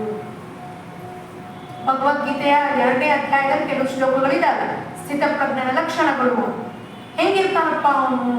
ಯಾವುದು ಬಂದರೂ ಕೂಡ ಪರಮಾತ್ಮನ ಬಿಟ್ಟು ಅವನ ಮನಸ್ಸು ಆ ಕಡೆ ಈ ಕಡೆ ಅಲ್ಗಾಡುವುದಿಲ್ಲ. ನಿಶ್ಚಲ ತತ್ವೇ ಜೀವನ್ ಮುಕ್ತಿ. ಯಾವಾಗ ಮನಸ್ಸು ತತ್ವದಲ್ಲಿ ವಿಲೀನ ಆಗಿ ಒಂದು ಸ್ಥಿರವಾಗಿ ಆಗುತ್ತದೆಯೋ, ಯಾವ ಬಾಹ್ಯ ಪರಿಸ್ಥಿತಿಗೂ ವಿಚಲಿತ ಆಗುವುದಿಲ್ಲವೋ ಅದೇ ಜೀವನ್ ಮುಕ್ತಿ. ಜೀವನದಲ್ಲಿ ನಾವು ಬದುಕಿದ್ದಾಗಲೇ ಮುಕ್ತಿ ಹೊಂದುತ್ತೇವೆ. ಎಲ್ಲಿ ಸತ್ತ ಮೇಲೆ ಏನಿಲ್ಲ, ಸತ್ತ ಮೇಲೆಲ್ಲ ಹೋಗ್ತಿರತ್ತದು ಸೂಕ್ಷ್ಮ ಶರೀರ, ಅದಕ್ಕೆ ಏನೂ ಗೊತ್ತಾಗಲ್ಲ. ಆದರೆ ಈ ದೇಹ ಸುಡ್ತಾರೆ, ಪಂಚಮಹಾಭೂತದಲ್ಲಿ ಹೋಗೋದು ಮೇಲೆ ವಾಪಸ್ಸು ಸೂಕ್ಷ್ಮ ಶರೀರ, ಮನ ಬುದ್ಧಿ ಚಿತ್ತ ಈ 3 ಮೇಲೆ ವಾಪಸ್ ಹೋಗುತ್ತೆ. ಇನ್ನೊಂದು ಶರೀರವನ್ನು ಧಾರಣೆ ಮಾಡಿಕೊಂಡು ಕರ್ಮಗಳನ್ನ ತೀರಿಸಲಿಕ್ಕೆ ಪುನಃ ಬರುತ್ತೆ. ಹಂಗಂದ ಮೇಲೆ ಅವರು ಸಜ್ಜನರ ಸಂಘ ಮಾಡಿದ್ರೆ ಏನಾಗುತ್ತೆ? ಮಾಡಬೇಕು. ಇದು ಮಾಡಿದ್ರೆ ಏನ್ ಮಾಡ್ತಿದ್ದೆ ಮನಸ್ಸು? ನಾನೇ ಬಲಶಾಲಿ, ಧೀರನೆಂದು ತಿರುಗಿದಿರೇನು? ಧೀರ ನಾನೇ, ಧೀರ ನಾನೇ ಬಲಶಾಲಿ, ನೀನ್ಯಾರಪ್ಪ ಪರಮಾತ್ಮ? ಗರ್ಭದಲ್ಲಿ ಇದ್ದಾಗ ಆ ಗರ್ಭಸ್ಥವಾಸಿ ಇರೋದು ಶಿಶು ಏನ್ ಹೇಳ್ತಿರುತ್ತೆ ಅಂದ್ರೆ ಸೋಹಂ, ನಾನು ನೀನು ಒಂದೇ ಪರಮಾತ್ಮ ಅಂತ ಹೇಳ್ತೇನೆ, ನಿನ್ನಿಂದಾನೇ ನಾವು ಬಂದಿದ್ದು. ಆದ್ರೆ ಬಂದು ಆಚೆ 9 ತಿಂಗಳಿಂದ ಆಚೆ ಬಂದು ಕೂಡಲೇ ಕೋಹಂ ಕೋಹಂ, ನೀನ್ಯಾರು ನಾನ್ಯಾರು ಹೋಗ ಪಾರ್ಟಿ ಬದಲಾಯಿಸ್ಕೊಂಬೇಡ. ಈಗ ನೀನ್ಯಾರು ನಾನು ಗೊತ್ತಿಲ್ಲ, ನನ್ನ ಸ್ವತಂತ್ರದ ಅಸ್ತಿತ್ವ ಆಯ್ತಲ್ವ. ಈಗ ಇಲ್ಲಿ ತನಕ ಗರ್ಭದಲ್ಲಿ ಬಂಧನದಲ್ಲಿ ನಾನು, ನನಗೆ ಊಟ ಯಾರೋ ಬೇರೆ ಕೊಡ್ತಿದ್ದಾರೆ, ಪೋಷಣೆ ಯಾರೋ ಬೇರೆ ಮಾಡ್ತಿದ್ದಾರೆ. ಆದ್ರೆ ನಾನು ಆಚೆ ಬಂದ ಕೂಡ ನನ್ನ ಸ್ವತಂತ್ರದ ಅಸ್ತಿತ್ವ ಸಿಕ್ಬಿಡ್ತು ನನಗೆ. ನೀನು ನಾನು ಬೇರೆ ಆಗ್ಬಿಟ್ವಿ. ಕೋಹಂ ಕೋಹಂ ಕೋಹಂ ಕೋ ಅಹಂ. ಕೋ ಅಂದ್ರೆ ಯಾರು ನೀನು, ಈ ಯಾರು ನೀನು ಅಂತ ಪರಮಾತ್ಮನೇ ಪ್ರಶ್ನೆ ಮಾಡುತ್ತಾ ಜೀವ. ಈ ಕರ್ಮಗಳನ್ನ ಅನುಭವಿಸ್ಕೊಂಡು ಬರ್ತಾ ಬರ್ತಾ ಬರ್ತಾ ಗುರು ಸಿಕ್ಕಾಗ ಸಾಧು ಸಜ್ಜನರ ಸಂಘವನ್ನ ಮಾಡಿ ಮುಂದೆ ಏನ್ ಹೇಳ್ತಾರಪ್ಪ? ಕೊರಳಲು ಮಾಲೆ ಧರಿಸಿದರೇನು, ಬೆರಳಲು ಜಪಮಣಿ ಎಣಿಸಿದರೇನು. ಕೊರಳಲು ಮಾಲೆ ಧರಿಸಿದರೇನು, ಬೆರಳಲು ಜಪಮಣಿ ಎಣಿಸಿದರೇನು. ಮರಳಿ ಮರಳಿತ ಪರಳಿ ಬೂದಿಯೊಳು ಮರುಳಾನಂದ ತಿರುಗಿದರೇನು. ಗುರುವಿನ ಗುಲಾಮನಾಗುವ ತನಕ ಸ್ಥೈರ್ಯದಂಡ. ಮರಳಿ ಮರಳಿ ಬರ್ತಾ ಇದೆ ನೀನು, ಪುನಃ ಪುನಃ ಜನ್ಮ ತಗೊಂಡು. ಆ ಅನುಭವಗಳು ಸೇವೆ ಇದೆ. ಈ ಜನ್ಮದಲ್ಲೇ ನಾವೇನು ತಿಂದಿದೀವಿ ಅನ್ನೋದಲ್ಲ. ಪೇಡ ತಿಂದಿದೀವಿ, ಅಥವಾ ಹೋಳಿಗೆ ತಿಂದಿದೀವಿ, ಅಥವಾ ಈ ಬಾಸುಂದಿ ತಿಂದಿದೀವಿ, ರಸಮಲಾಯಿ ತಿಂದಿದೀವಿ, ಈ ಜನ್ಮದಲ್ಲಿ ತಿಂದಿದೀವಿ ಅಂತಲ್ಲ. ಈ ಜನ್ಮದಲ್ಲಿ ಬಟ್ಟೆ ಹಾಕೊಂಡಿದೀವಿ, ರೇಷ್ಮೆ ಸೀರೆ ಅಂತಲ್ಲ. ಜನ್ಮ ಜನ್ಮಾಂತರದಲ್ಲೂ ಇದೇ ಮಾಡ್ಕೊಂಡು ಬಂದಿದೀವಿ ಅಂದ್ಮೇಲೆ ಯಾವಾಗಪ್ಪ ನೀನು ಉದ್ಧಾರ ಆಗ್ತೀಯ? ಬೂದಿಯಾಗಿ ಹೋಗ್ತೀವಿ ನಾವೆಲ್ಲ. ಬೂದಿ, ಈ ಶರೀರ ಬೂದಿ ಆದ್ಮೇಲೂ ಕೂಡ ಮತ್ತೆ ವಾಪಸ್ ಶರೀರ ತಗೊಂಡು ಬರ್ತೀವಿ, ಮತ್ತದು ಬೂದಿ ಆಗುತ್ತೆ. ಆದ್ರೆ ಕೊರಳಲ್ಲಿ ಮಾಲೆ ಧರಿಸಿದರೆ, ಕೊರಳಲ್ಲಿ ಮಾಲೆ ಹಾಕೊಂಡ್ಬಿಡೋದು ಎಲ್ಲರಿಗೂ ತೋರಿಸಕ್ಕೆ. ನೋಡ್ರಿ, ನಾವು ಭಕ್ತರಿದ್ದೀವಿ, ನಾವು ಈ ಶಂಕರ ಸೇವಾ ಸಮಿತಿಗೆ ಹೋಗ್ತೀವಿ ಪ್ರವಚನಕ್ಕೆ ಅಂದ್ಬಿಟ್ಟು ನಾವೆಲ್ಲ ಹಾಕೊಂಡ್ಬಿಡೋದು. ನೀವೆಲ್ಲ ಏನ್ ಅನ್ಕೋಬೇಕು? ಏನಿದ್ದಾರಪ್ಪ ಅವರು, ನೋಡ್ರಿ ಏನ್ ಭಕ್ತರಿದ್ದಾರೆ, ಎಷ್ಟು ಚಂದ ಇದ್ದಾರೆ. ಒಳಗೆಲ್ಲ ಏನಿದೆ ಮಾಲಿನ್ಯ. ಅದನ್ನ ತೋರಿಸ್ಲಿಕ್ಕೆ, ತೋರ್ಪಡಿಕೆಗೆ ಹಾಕೋಬೇಡಪ್ಪ. ನಿಜವಾಗಿಯೂ ನಿನಗೆ ಭಕ್ತಿ ಇದೆಯಾ, ಪ್ರೇಮ ಇದೆಯಾ ಭಗವಂತನ ಮೇಲೆ ಹಾಕೋ. ಆದ್ರೆ ತೋರ್ಪಡಿಕೆಗೆ ಹಾಕೋಬೇಡ. ಬೆರಳನ್ನು ಜಪಮಣಿ ಎಣಿಸಿದರೆ, ಜಪಮಣಿ ಎಣಿಸ್ತಾ ಇದೀವಿ, ಆದ್ರೆ ಮನಸ್ಸು ಅಲ್ಲಿ ಸುತ್ತಾಡ್ತಾ ಹೊರಗಡೆ ಭೂಮಂಡಲದಲ್ಲಿ ಎಲ್ಲಾ ಕಡೆ, America, Africa, Japan, Andaman Nicobar island ಎಲ್ಲ ಕಡೆ ಹೋಗ್ಬೋದು. ಸಿಂಧೂರ ಆಕ್ಟಲ್ಲಿ ಹೋಗಿ ಬಂದೋಗ್ತದಾಗ್ಲಿ ನಮಗೆ ಗೊತ್ತೇ ಇಲ್ಲ ಏನು ಅಂತ. ಆದ್ರೆ ನಾವೆಲ್ಲ ಯಾವ್ದೇ ತೋರ್ಸಕ್ಕೆ ಜನಕ್ಕೆ, ನೋಡ್ರಿ ನಾನು ಜಪ ಮಾಡ್ತೀನಿ, ಎಷ್ಟಾಯ್ತ್ರಿ? 5,000 ರೂಪಾಯಿ. ಹೌದಾ? ಹೌದು, 5,000 ನಾನು ಬೆಳಗ್ಗಿಂದ ಮತ್ತೆ ಯಾರೋ ಕೆಲಸಕ್ಕೆ ಕರೆದ್ಬಿಟ್ರೆ ನಮ್ಮನ್ನ ಕಣ್ಣು ಮುಚ್ಕೊಂಡು ಕೂತ್ಕೊಂಡು ನಾನು ಜಪ ಮಾಡ್ತೀನಿ, ಡಿಸ್ಟರ್ಬ್ ಮಾಡ್ಬೇಡ್ರಿ ಯಾರು ನನಗೆ. ಏನ್ ಮಾಡ್ತಿದ್ರಿ ಒಳಗೆ ಕೂತ್ಕೊಂಡು? ನಮ್ಗೆ ಗೊತ್ತು ಒಳಗೆ ಏನ್ ಮಾಡ್ತಿದ್ರಿ. ಅದಕ್ಕೆ ಅವ್ರು ಏನಂತಾರೆ, ಈ ತೋರ್ಪಡಿಕೆ ಬೇಡಪ್ಪ. ಇದನ್ನೆಲ್ಲ ಕೃತಿಗಳನ್ನ ಹೆಂಗ್ ಬರ್ತಿದ್ದಾರೆ ಅವರು, ನಮ್ಮನ್ನ ಕೂಡ ರಚಿಸಿರೋದು ಪುರಂದರದಾಸರು. ನಾವು ಹಿಂಗೆಲ್ಲ ಆ ಪರಮಾತ್ಮನ ಜೊತೆ ಗೂಟಾಟನೆ ಮಾಡ್ತೀವಿ, ಮೋಸ ಮಾಡ್ತೀವಿ. ಅವನಿಗೆ ಈ ಮೋಸ ಬೇಕಾಗಿಲ್ಲ. ಅವನಿಗೆ ನಮ್ಮ ನಿಜವಾದ ಪ್ರೇಮ ಬೇಕು. ಒಂದೇ ಒಂದು ಬಾರಿ ರಾಮಾಯಣ, ಒಂದೇ ಒಂದು ಬಾರಿ ಅಮ್ಮ ಅಂತ ಕೂಗಿ ಆ ಶಾರದಾ ಮಾತೆನ ಹೋಗಿ, ಅಮ್ಮ ನನಗೆ ಇದ್ಕೊಡಮ್ಮ. ಯಾವುದೋ ಒಂದು ಪಿಕ್ಚರಲ್ಲಿ ಇತ್ತಲ್ವ, ಮಲಯ ಮಾರ್ಗದಲ್ಲಿ ಶಾರದೆ ದಯ ತೋರಿದೆ, ನಿನ್ನ ಕರುಣದ ಕಡಲಲ್ಲಿ ಮುತ್ತಾದೆ ನಾನು. ಹಂಗೆ ಅವನಿಗೆ ಗಂಟ್ಲು ಹೋಗ್ಬಿಟ್ಮೇಲೆ ಅಮ್ಮ ಅಮ್ಮ ಅಂತ ಕೂತ್ಕೋತಿದ್ದ. ಆ ರೀತಿಯಲ್ಲಿ ಒಂದು ಬಾರಿ ಅಮ್ಮ ಅಂದ್ರೆ ಸಾಕು, ಆಕೆ ಓಡೋಡಿ ನಮ್ಮ ಹತ್ರ ಬರ್ತಾನೆ. ಒಂದು ಬಾರಿ ರಾಮ ಅಂದ್ರೆ ಸಾಕು. ಈ ತೋರ್ಪಡಿಕೆ ಮಾಡಬೇಡಪ್ಪ. ತೋರ್ಪಡಿಕೆಯಿಂದ ನಾವು ಜಗತ್ತಿಗೆ ಮೋಸ ಮಾಡಬಹುದು. ಜಗತ್ತು ನಮಗೆ ಪ್ರೇಸ್ ಮಾಡಬಹುದು, ಅವಾರ್ಡ್ ಕೊಡ್ಬಹುದು, ಕೊರಳಲ್ಲಿ ಹಾರ ಹಾಕಬಹುದು, ಬನ್ನಿ ಬನ್ನಿ ಬನ್ನಿ ಅಂತ. ಆದ್ರೆ ಅವನಿಗೆ ಮೋಸ ಮಾಡ್ಲಿಕ್ಕೆ ಸಾಧ್ಯ.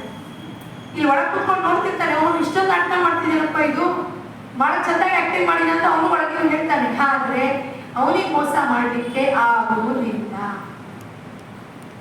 ಈ ಜೀವನವನ್ನ ನಾವು ಸಾರ್ಥ ಮಾಡ್ಕೋಬೇಕು ಅಂದ್ರೆ ಸಹಜವಾಗಿ ಇರ್ಬೇಕು, ಸತ್ಯದಲ್ಲಿ ಇರ್ಬೇಕು. ನಮ್ ಗುರುಗಳು ಹೇಳ್ತಿದ್ರು, ಸತ್ಯ ಬಿಟ್ಟು ಇನ್ನೊಂದೇನು ನುಡಿಬೇಡ. ಇವತ್ತು ನನಗೆ ಬರ್ಲಿಕ್ಕೆ ಆಗೋದಿಲ್ಲ, ಇರೋ ಫಂಕ್ಷನ್ಗೆ ಅನ್ಕೋಣ, ನನಗೆ ಬರಕ್ ಆಗೋದಿಲ್ಲ ರೀ.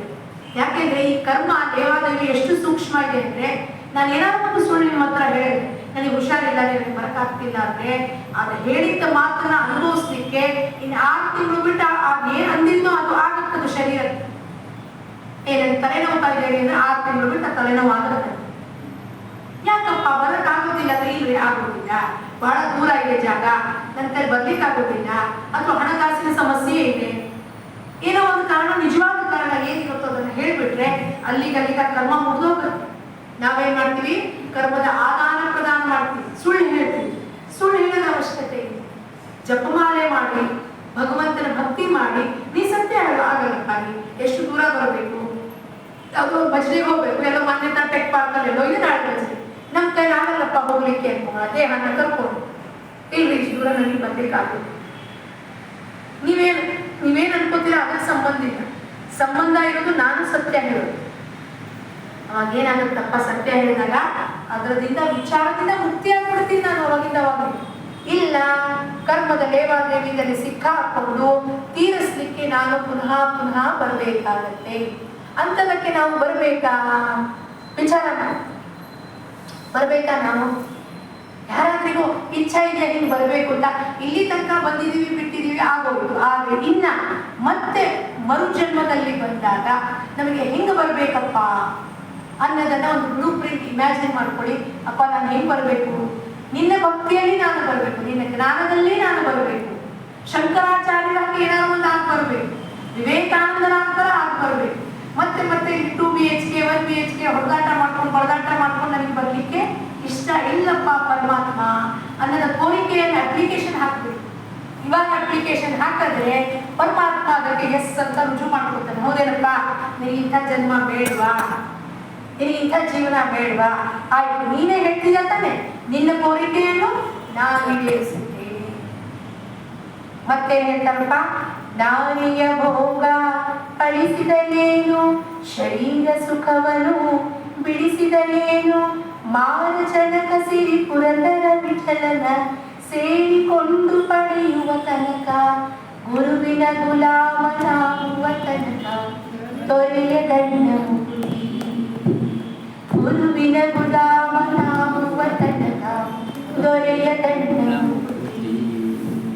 ಪರಿಪರಿ ಶಾಸ್ತ್ರವು ಓದಿದರೇನು, ಪರಿಪರಿ ಶಾಸ್ತ್ರವು ಓದಿದರೇನು, ವ್ಯರ್ಥವಾಯಿತು ಭಕ್ತಿ, ಗುರುವಿನ ಗುಲಾಮನಾಗುವ ತನಕ ದೊರೆಯ ಗಣ್ಣ ಮುಕ್ತಿ. ನಾವು ಹೇಳ್ಬೋದಿಲ್ಲ, ನಾವು ಸತ್ಸಂಗ ಅಟೆಂಡ್ ಮಾಡಿದ್ವಿ, ಈಗ ನಮ್ಮ ಮನಸ್ಸಿನಲ್ಲಿ ಇಂಥವೆಲ್ಲ ವಿಚಾರ ಬರೋದಿಲ್ಲ, ನಾವು ಬಹಳ ಬೇಜಾರು ಅಂದ್ರೆ ಒಂಥರ ವೈರಾಗ್ಯ ಹೊಂದಿದ್ದೀವಿ, ನಾಳೆಯ ಸುಖ ಎಲ್ಲ ಬಿಟ್ಬಿಟ್ಟಿದೀವಿ, ಶರೀರ ಸುಖ ನಮಗೆ ಬೇಡಿಕೆ ಇಲ್ಲ ಅಂತ ನಾವು ಹೇಳಬಹುದು.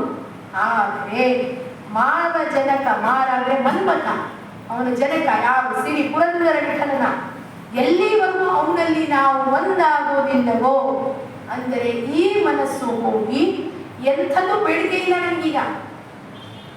ನೀನು ಹೆಂಗೆ ಎಬ್ಬಸ್ತೀಯೋ ಮರು ದಿವಸ, ಇನ್ನ ಆ ಎಬ್ಬಸಿದ ನಿನ್ನ ದಿವಸದಲ್ಲಿ ನಾನು ಹೇಳುತ್ತೇನೆ ಅಷ್ಟೇ. ನೀನು ಹೆಂಗೆ ಎಬ್ಬಸ್ತೀಯೋ ಹಂಗೆ.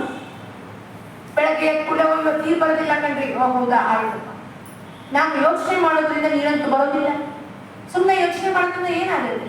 ಇರಷ್ಟು ನೀರಲ್ಲಿ ಅಡ್ಜಸ್ಟ್ ಮಾಡಬೇಕು, ಹೊರಗಡೆಯಿಂದ ಬಿಸ್ಲರಿ ತರ್ಕೋಬೇಕು, ಅಡುಗೆ ಎಷ್ಟು ಇದಿದ್ರೆ ಒಂದು ದಿವಸ ಹೊರಗಡೆಯಿಂದ ಊಟ ತರಿಸ್ಬೇಕು, ಹರಿ ಹರಿ ಅಂತ ಕೂತ್ಕೋಬೇಕು. ಯಾವಾಗ ಬಿಡ್ತಾರೋ ಗೊತ್ತಿಲ್ಲ, ಯಾಕೆ ಬಿಟ್ಟಿದ್ದಾರೋ ಗೊತ್ತಿಲ್ಲ. ನಮ್ಮ ಮುಂಬೈನಲ್ಲಿ 24 ಗಂಟೆಗಳು ನೀರು ಬರ್ತಿತ್ತು, ಈ ಬೆಂಗಳೂರಲ್ಲಿ ದಿವಸ ಬಿಟ್ಟು ನೀರು ಬರುತ್ತೆ. ಇದೇನಪ್ಪ ಅನ್ಬೋದು. ಯಾರೆಲ್ಲ ಮಾತಾಡ್ತಿರೋದು? ಮನಸ್ಸು. ಏನ್ ಶುರುವಾಯ್ತು? ಸಂಸಾರ. ಅದ್ರ ಬಂದು ಆಯ್ತು, ಬರೋದಿಲ್ವಾ? ಆಯ್ತು. ಹೂ ತರಕ್ಕೆ ಹೋದೆ, ಕಲಿಬೇಕಾದ್ರೂ ಸಿಗ್ಲಿಲ್ಲ, ಆಯ್ತಪ್ಪ ವಾಪಸ್ ಬರೋದು. ಏನು ಕೆಲಸ ಇದೆಯೋ ಆಯ್ತಪ್ಪ ಆಯ್ತಪ್ಪ ಅಂದ್ರೆ ನಿನ್ನ ಇಚ್ಛೆಯೇ ನನ್ನ ಇಚ್ಛೆ, ನಿನ್ನ ಇಚ್ಛೆಯೇ ನನ್ನ ಇಚ್ಛೆ ಅಂತದನ್ನ ನಾವು ಬೆಳೆಸ್ಕೋತಾ ಹೋದ್ರೆ ಅವಾಗ ಈ ಮನಸ್ಸು ಮುಳುಗಿನ ಗುಲಾಮ ಆಗಲಿಕ್ಕೆ ಸಾಧ್ಯತೆ ಉಂಟು.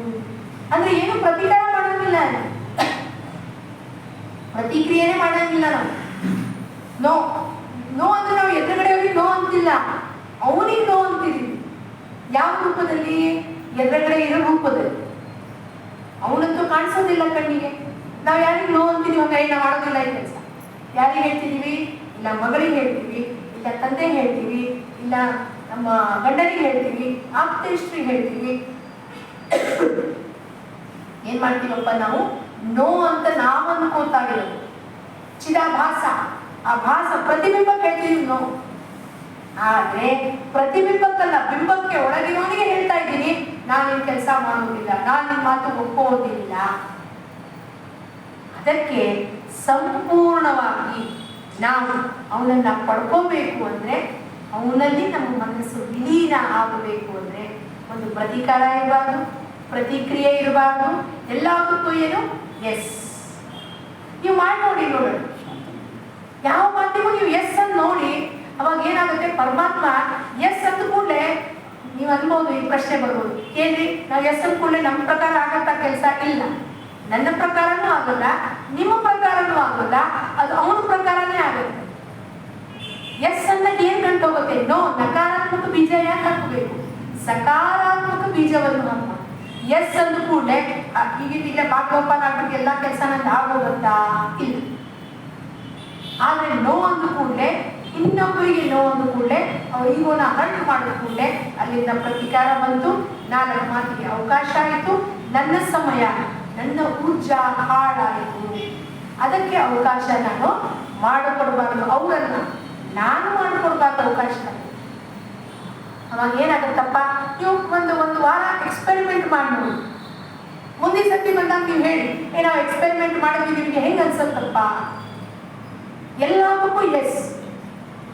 ಏನು ಮಾಡ್ತಿದ್ರು ಸರ್? ಆಯ್ತಮ್ಮ, ಹೌದಾ, ಆಯ್ತು ಮಾಡಿ, ಆಯ್ತು ಮಾಡ್ತೀವಿ ಅಂದ್ಬಿಡಿ. ಅವಾಗ ನಿಮ್ಮ ಮನಸ್ಸು ನೋಡಿ, ಮನಸ್ಸು ಉಸಿರು ಎರಡು ಜೊತೆ ಜೊತೆ ಹೋಗ್ತಾ ಇದೆ. ಮನಸ್ಸು ನಮಗೆ ಕಾಣಿಸೋದಿಲ್ಲ, ಉಸಿರು ನಮಗೆ ಫೀಲ್ ಆಗ್ತಿದೆ, ಫೀಲ್ ಆಗ್ತಿದೆ ಉಸಿರು. ಆ ಮನಸ್ಸು ಅದ್ರ ಜೊತೆ ಜೊತೆ ಹೋಗ್ತಾ ಇದೆ. ಅವಾಗ ನಾವೇನ್ ಮಾಡ್ಬೇಕಪ್ಪ ಅಂದ್ರೆ, ಆ ಮನಸ್ಸು ಮೆಲ್ಲಕ್ಕೆ ಹೈ ಬಿ ಅಂತಾರೆ, ಹೈಪರ್ ಟೆನ್ಷನ್, ವರ್ಟಿಗೋ ಅದು ಇದು ಹೇಳ್ತಾರೆ. ಯಾಕಂದ್ರೆ ಬಹಳ ಜಾಸ್ತಿ ಮನಸ್ಸು ವಿಚಾರ ಮಾಡಿ ಉದ್ವೇಗಕ್ಕೆ ಹೋಗ್ತಾರೆ.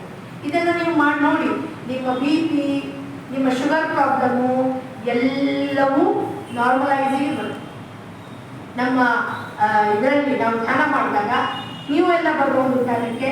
ಧ್ಯಾನ ಮಾಡುವಾಗ ಇದನ್ನೇ ನಾವು ಬಿಡೋದು, ಮನಸ್ಸನ್ನ ಉಸಿರು ಜೊತೆಗೆ ಸೇರಿಸಿ ಮೆಲ್ಲಕ್ಕೆ ಉಸಿರಾಡಿ. ಅವಾಗ ನಿಮ್ಮ ಮನಸ್ಸು ಆಟೋಮೆಟಿಕಲಿ ಲಯ ಆಗುತ್ತೆ. ಎಷ್ಟು ಜನಕ್ಕೆ ವರ್ಟಿಗೋ, ಮೈಗ್ರೇನು, ಮತ್ತೆ ಶುಗರ್ ನಾರ್ಮಲ್ ಆಗಿದೆ? ಬಹಳ ಜನಕ್ಕೆ. ಯಾಕೆಂದ್ರೆ ವಿಚಾರ ಮಾಡಿ ತೊಂದರೆ ಕೊಡ್ತಾ ಇರೋದು ಮನಸ್ಸು. ಅದು ಲಯ ಆಗ್ತಾ ಹೋದ್ರೆ ಏನಾಗುತ್ತೆ? ಅವಾಗ ಮನಸ್ಸು ಶಾಂತ ಆಗುತ್ತೆ. ಈ ಶರೀರಕ್ಕೆ ಆಗ್ತಿರೋ ಜಡ್ಡು ಅವು ಎಲ್ಲ ನಾರ್ಮಲೈಸ್ ಆಗ್ತಾ ಇದೆ. ಅದಕ್ಕೆ ಈ ಬರಗುರು ಪೂರ್ಣದಿಂದ ನಾವೆಲ್ಲರೂ ಸೇರಿ ಆ ಪರಮಾತ್ಮನಲ್ಲಿ, ಸದ್ಗುರುನಾಥನಲ್ಲಿ ನಾವೆಲ್ಲರೂ ಮೊರೆ ಹೊಕ್ಕೋಣ, ಅವನ ಗುಲಾಮನಾಗೋಣ. ಅವ್ನ ಗುಲಾಮ ಅಂದ್ರೆ ನಾವೇನು ಮಾಡಬೇಕಾಗಿಲ್ಲ, ಅವನೇ ನಮಗೆ ಅವನು CEO ಮಾಡಬೇಕು ಅಂತ ಯೋಚನೆ ಮಾಡಿರ್ತಾನೆ. ನಾನೇನು ಮಾಡ್ತೀನಿ, ಅವನಿಗೆ ಕ್ಲರ್ಕ್ ಜಾಬ್ ಕೊಡಪ್ಪ ಅಂದರೆ ನನ್ನ ಸಂಸಾರವನ್ನು ಪರಮಾತ್ಮ ನೋಡ್ಕೋತಾನೆ ಅಂದರೆ ನನಗೆ ಯಾಕೆ ಭಯ, ಯಾಕೆ ಉದ್ವೇಗ? ಅದಕ್ಕೆ ನಾವೆಲ್ಲರೂ ಸೇರಿ ಆ ಗುರುಗೆ ಮೊರೆ ಹೋಗೋಣ, ಮೊರೆ ಹೋಗಿ ಅವನಿಗೆ ವರಪ್ರಸಾದವನ್ನು ಕೇಳೋಣ. ಈ ಜನ್ಮದಲ್ಲೇ ನಮ್ಮೆಲ್ಲರಿಗೂ ಆ ಪರಮಾತ್ಮ ಮುಕ್ತಿಯನ್ನು ದೊರಕಿಸ್ಕೊಡಿ ಅಂತ ಒಂದು 2 ಸಾಲಗಳು ಆ ಭಜನೆಯನ್ನು ಹೇಳ್ಕೊಟ್ಟಿದ್ದೆಲ್ಲ ಹೇಳ್ತೀನಿ, ನೀವು ಹೇಳ್ಬೋದು.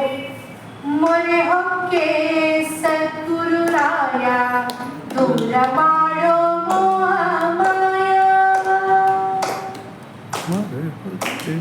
ಮೊರೆ ಹೊಕ್ಕೆ ಸದ್ಗುರುರಾಯ, ದೂರ ಮಾಡೋ ಮೋಹಮಾಯ, ದೂರ ಮಾಡೋ ಮೋಹಮಾಯ, ದೂರ ಮಾಡೋ ಮೋಹಮಾಯ, ದೂರ ಮಾಡೋ ಮೋಹಮಾಯ, ದೂರ ಮಾಡೋ ಮೋಹಮಾಯ.